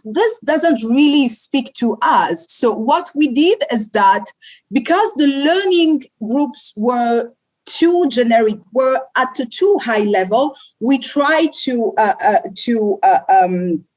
get in touch with people at the various level and try to understand what matters the most for them. And our role was actually to make sure that at every level, because there is a lot happening at those local level, to make sure that the levels are linked up for comparing, for sharing, and for, whenever possible, scale those approaches and methodology and see if it is possible to replicate them or even actually improve them. Okay, thank you, Messina. I think that also very much emphasizes the role of, or the context specificity of knowledge and learning and the specific situation. Olivier or Obadiah, Vanessa, would you also like to come in on this particular point, on the context specificity of processes on the one hand, as Obadiah was saying, in terms of what is the method you use for policy dialogues, but also the type of knowledge that is necessary. Olivier? Sorry, I didn't get the question. Maybe is it in the chat or?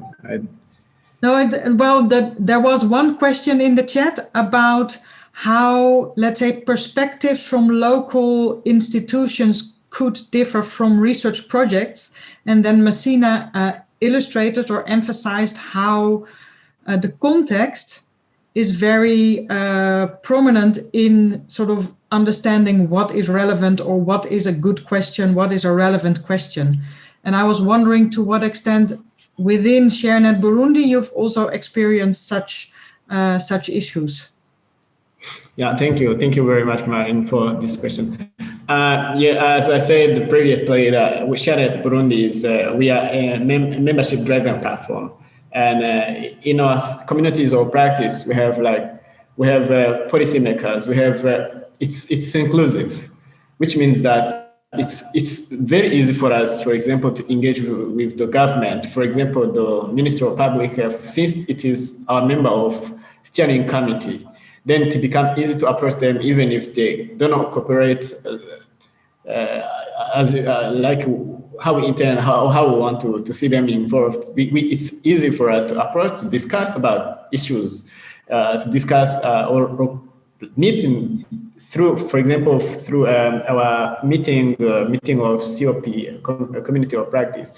And since it's very inclusive, for us, for our side, it's very easy to discuss with media, to discuss with policymakers, researchers, young people, to include them through the meaningful youth participation, because we have also youth-led organizations in our communities of practice who are already our members. So I can say that for us, it's true that I have mentioned earlier that we have different challenges, but approaching policymakers, researchers, it's not an issue that need to be discussed about, because they are already our members. Yeah. Excellent. Vanessa and Obadiah. Vanessa, please.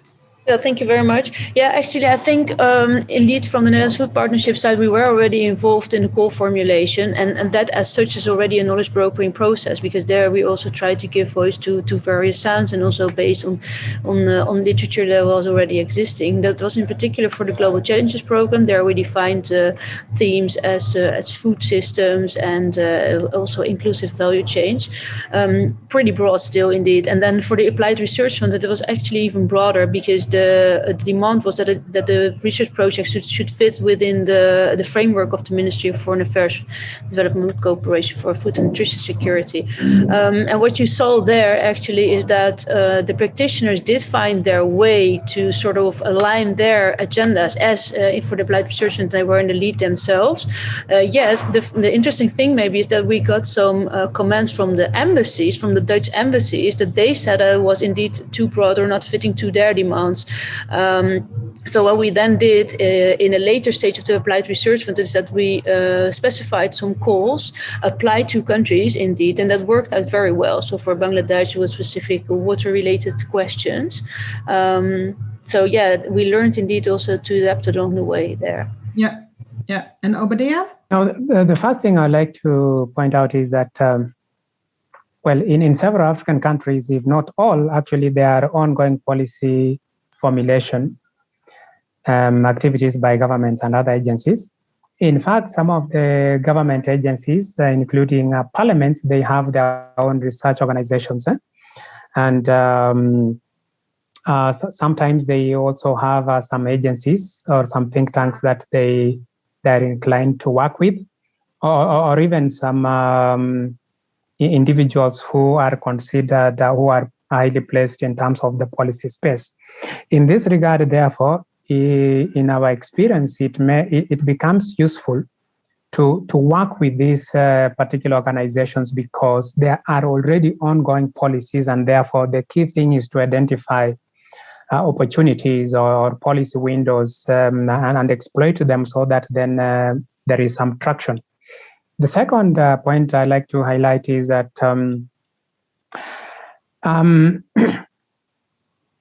once the areas of focus are initially identified, the initial workshops become very important, because then the ideas are refined, and after they're refined, actually they are validated. And sometimes they can differ from the initial ones.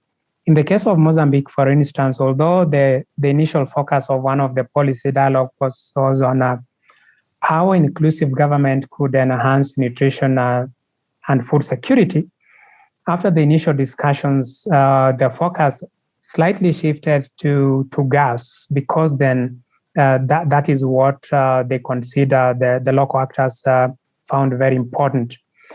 And sometimes even among local actors, there is a contestation or even a divergence. In the case, for instance, in one of the policy dialogues on rice value chains in Nigeria, whereas the government preferred imports of rice so that then they can generate revenue through taxes, this adversely affected local rice sector and the wage that the workers were earning. But by coming together and discussing how this could be addressed, then an amicable way is actually established. Okay, thank you very much, Obadiah. I see in the chat there is some more conversation on involving the private sector. So anyone interested in that, please read the exchanges. I would like to move to the question that Frans Verberne has just raised. Maybe Frans, you can ask the question yourself.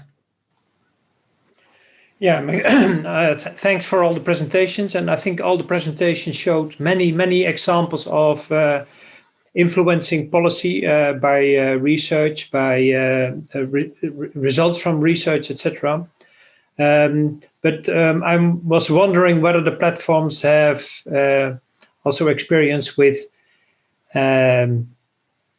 giving a total overview of their impact and added value as a knowledge platform, because that is often what is needed to get the credits from partners, but also to to generate resources, to generate funds from often from the public side. Okay, are there any ideas around the table? Olivier, Vanessa, Obadiah, Messina, how can we prove that this knowledge brokering element is worth the money that is invested in it? Well, maybe I'm not very well positioned here, as I'm the direct colleague of Frans, so he knows very much of the work we did. But maybe it's nice to state here the gold standard report. We also discussed it in our preparations. That was written already a few years ago, and that was done by external consultants. And maybe now the time is right to have a sort of an additional gold standard studies. But there might be more experience from other platforms. I'm very interested to learn about that. Okay, thank you. If I may intervene, not really an answer to the question, but actually some sort of questioning which have been going on, at least as part of the Knowledge Platform Secretariat. Obviously, you can present, all the learning products you've been able to co-create and to trigger interest in. You can justify that you've been organizing localized regional learning events, and you've been trying to push for those conversations based on the reports or the policy briefs. But to be honest, I think as part of the facilitation of the ARC learning component, if there is one thing we've learned by struggling with, is that what matters the most is not the number of people saying that actually we've produced 3 reports, we've organized 10 regional learning events. But I feel like, and I'm struggling to find the most appropriate indicator to capture that result. But I believe that there is we need to really define how do we define success in this kind of knowledge brokering role. My inclination will be to analyze the way we've been able to help the variety of stakeholders to shape the conversation, because as I said, the process in itself, it's really, really important. I believe it's also important to see from where have we started? How have we evolved? How have we been able to strengthen those linkages, sustain those interactions? Obviously, it may sound very vague from someone with a strong M&E background, for instance, but I believe those are key areas we need to look at. And obviously, we are still thinking about how to capture that. Yeah, thank you very much, Messina. Before I give the floor to Obadiah and Olivier, I would like to misuse my position as a chair and also pose a question. Or Frans, I really recognized where your question is coming from, and I think as a group of platforms we will discuss in the not too distant future more about this as well. But as an academic being involved in the Include platform, I would also like to advocate for knowledge brokering as a public good, not necessarily to be evaluated and measured. And I think in the Include platform, the biggest example is our thematic orientation towards social protection. And I think, Ton, you can allude to that we have had so many discussions with, especially with people from the Dutch Ministry of Foreign Affairs, and apologies for those in the room, about the importance of this topic and this policy instrument. And we've been talking for years and years and years. And now, in this strangest of times globally, where all governments are pulling out social protection interventions, I find myself speaking to Monique's former colleagues every single week about social protection. And so all the knowledge that we generated over the past 6 years, all the dialogues that we promoted over the 6 years, they may not have counted. And now all of a sudden they do. So how do we deal with that in an evaluation framework? Well, that was my sort of short thinking. Obadiah and Olivier, can I give you the floor on the, let's say, how do we prove, or how do we support, how do we make the case for our work? Well, I will not. So, Obadiah, please go ahead. Well, I will not say, I will not comment so much on the word proof, but perhaps just highlight small steps that could point to the kind of work we are doing, and not necessarily at the level of impact. For example, in the case of social protection, the policy dialogue in Kenya actually hosted stakeholders who helped in drafting the Kenya Social Protection Bill on 3 different occasions, and several issues came up. But this, of course, when it got to Parliament, there were delays and other discussions, and it has yet to see the light of day. In Nigeria, for example, the senators and actually high-level policymakers who were engaged also indicated that, first of all, they were shocked, for example, that women in some of the rice value chain, some components, some elements were paid in broken rice, and they promised to actually increase funding to reinvigorate that. That is yet to be seen. Similarly, in the case of, for example, inclusiveness of the extractive sector farms in Mozambique, there were more like promises towards that side. In the case of Ghana, finally, in the initial engagements about youth employment, the political party, the major political party in the opposition then took the issue of youth employment creation seriously, and perhaps this contributed to them having their manifesto titled, Agenda for Jobs. But after they, formed government and subsequent engagement, they changed a few things and then in terms of how they went about job creation. Perhaps these are just steps towards towards that line, but like an impact of sorts, or to prove that's a bit challenging. Yeah. Olivier, would you like to have a final word on that, or maybe your colleague Maria as well? Yeah.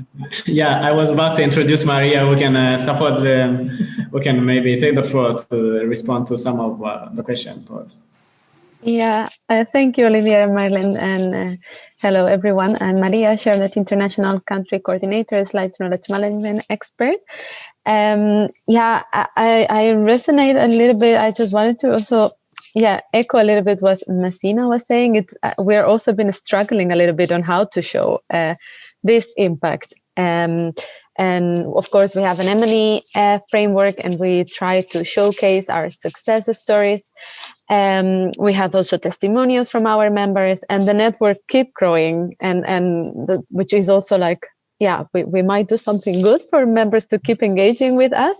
But maybe an example that we had in ShareNet Jordan, before, I think it was 2018, in Jordan, they were only talking about sexual and reproductive health.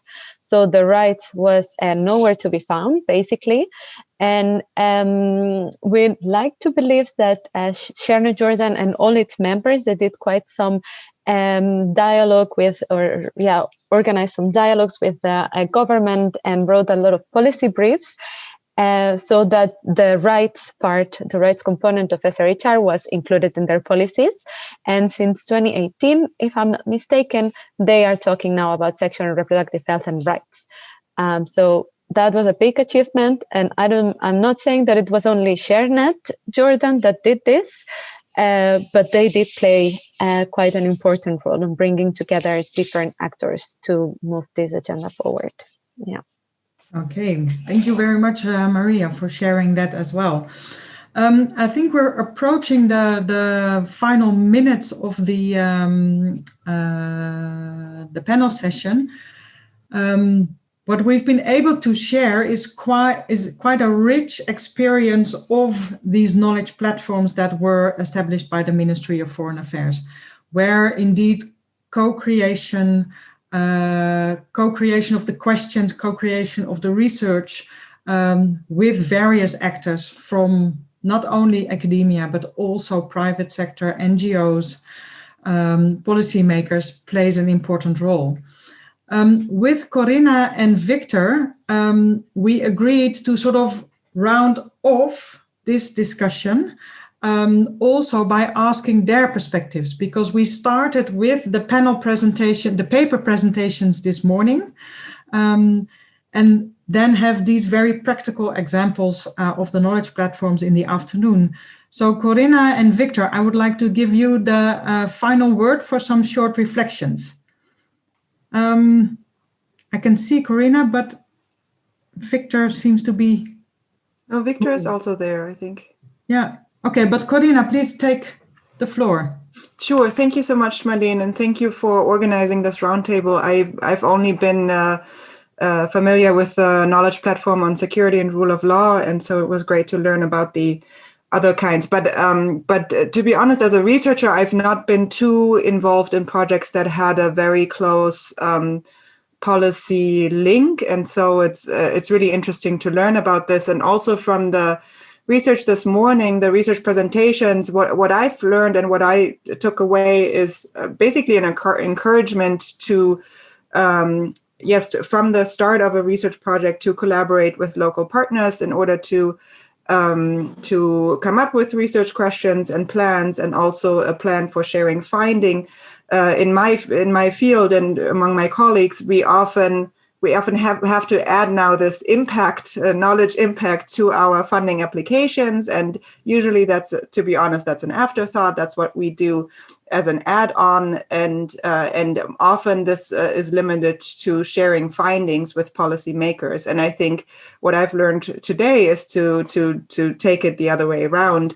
and to start with those collaborations. At the same time, I think Ton has also in his questions emphasized that we shouldn't make ourselves dependent on what is locally asked or what policymakers need or what private sectors need. Researchers also have the role to be independent and to come up with new ideas and to ask broad questions. So I think there's a back and forth and a translation process that needs to be tackled. And so that researcher independence and coming up with new ideas, I think, is also important. But thank you so much for all your insights. I really learned a lot today. So I hand over to Victor. Thank you, Corina. Thank you very much. Not so much after a very interesting presentation.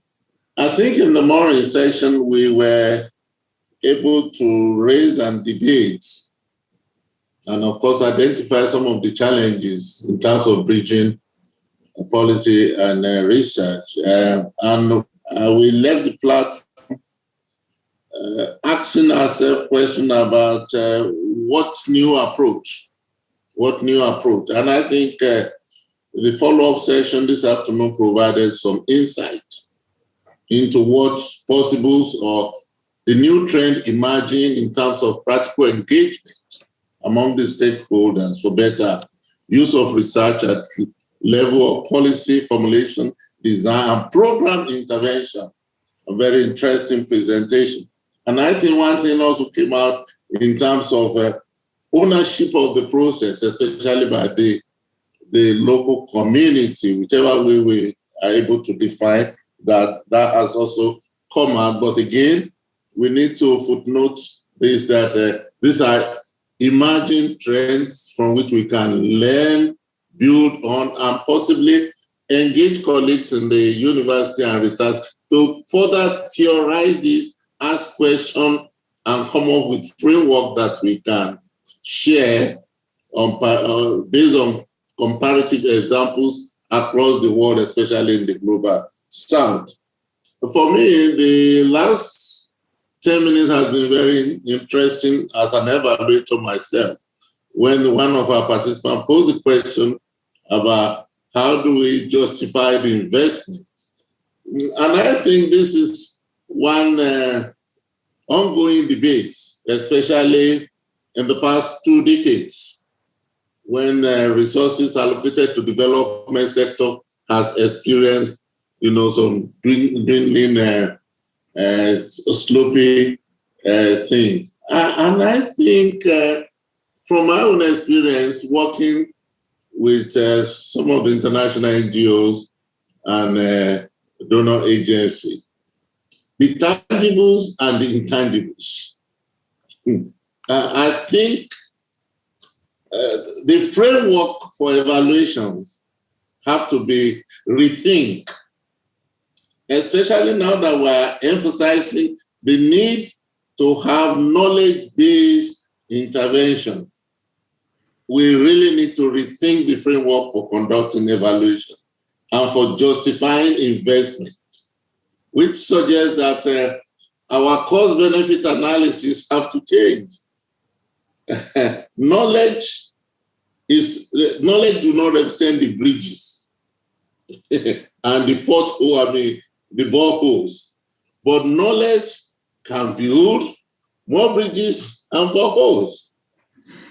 So this is the note on which I will say, I think it's been a very interesting opportunity for us, and the investment in this panel is not lost. Thank you.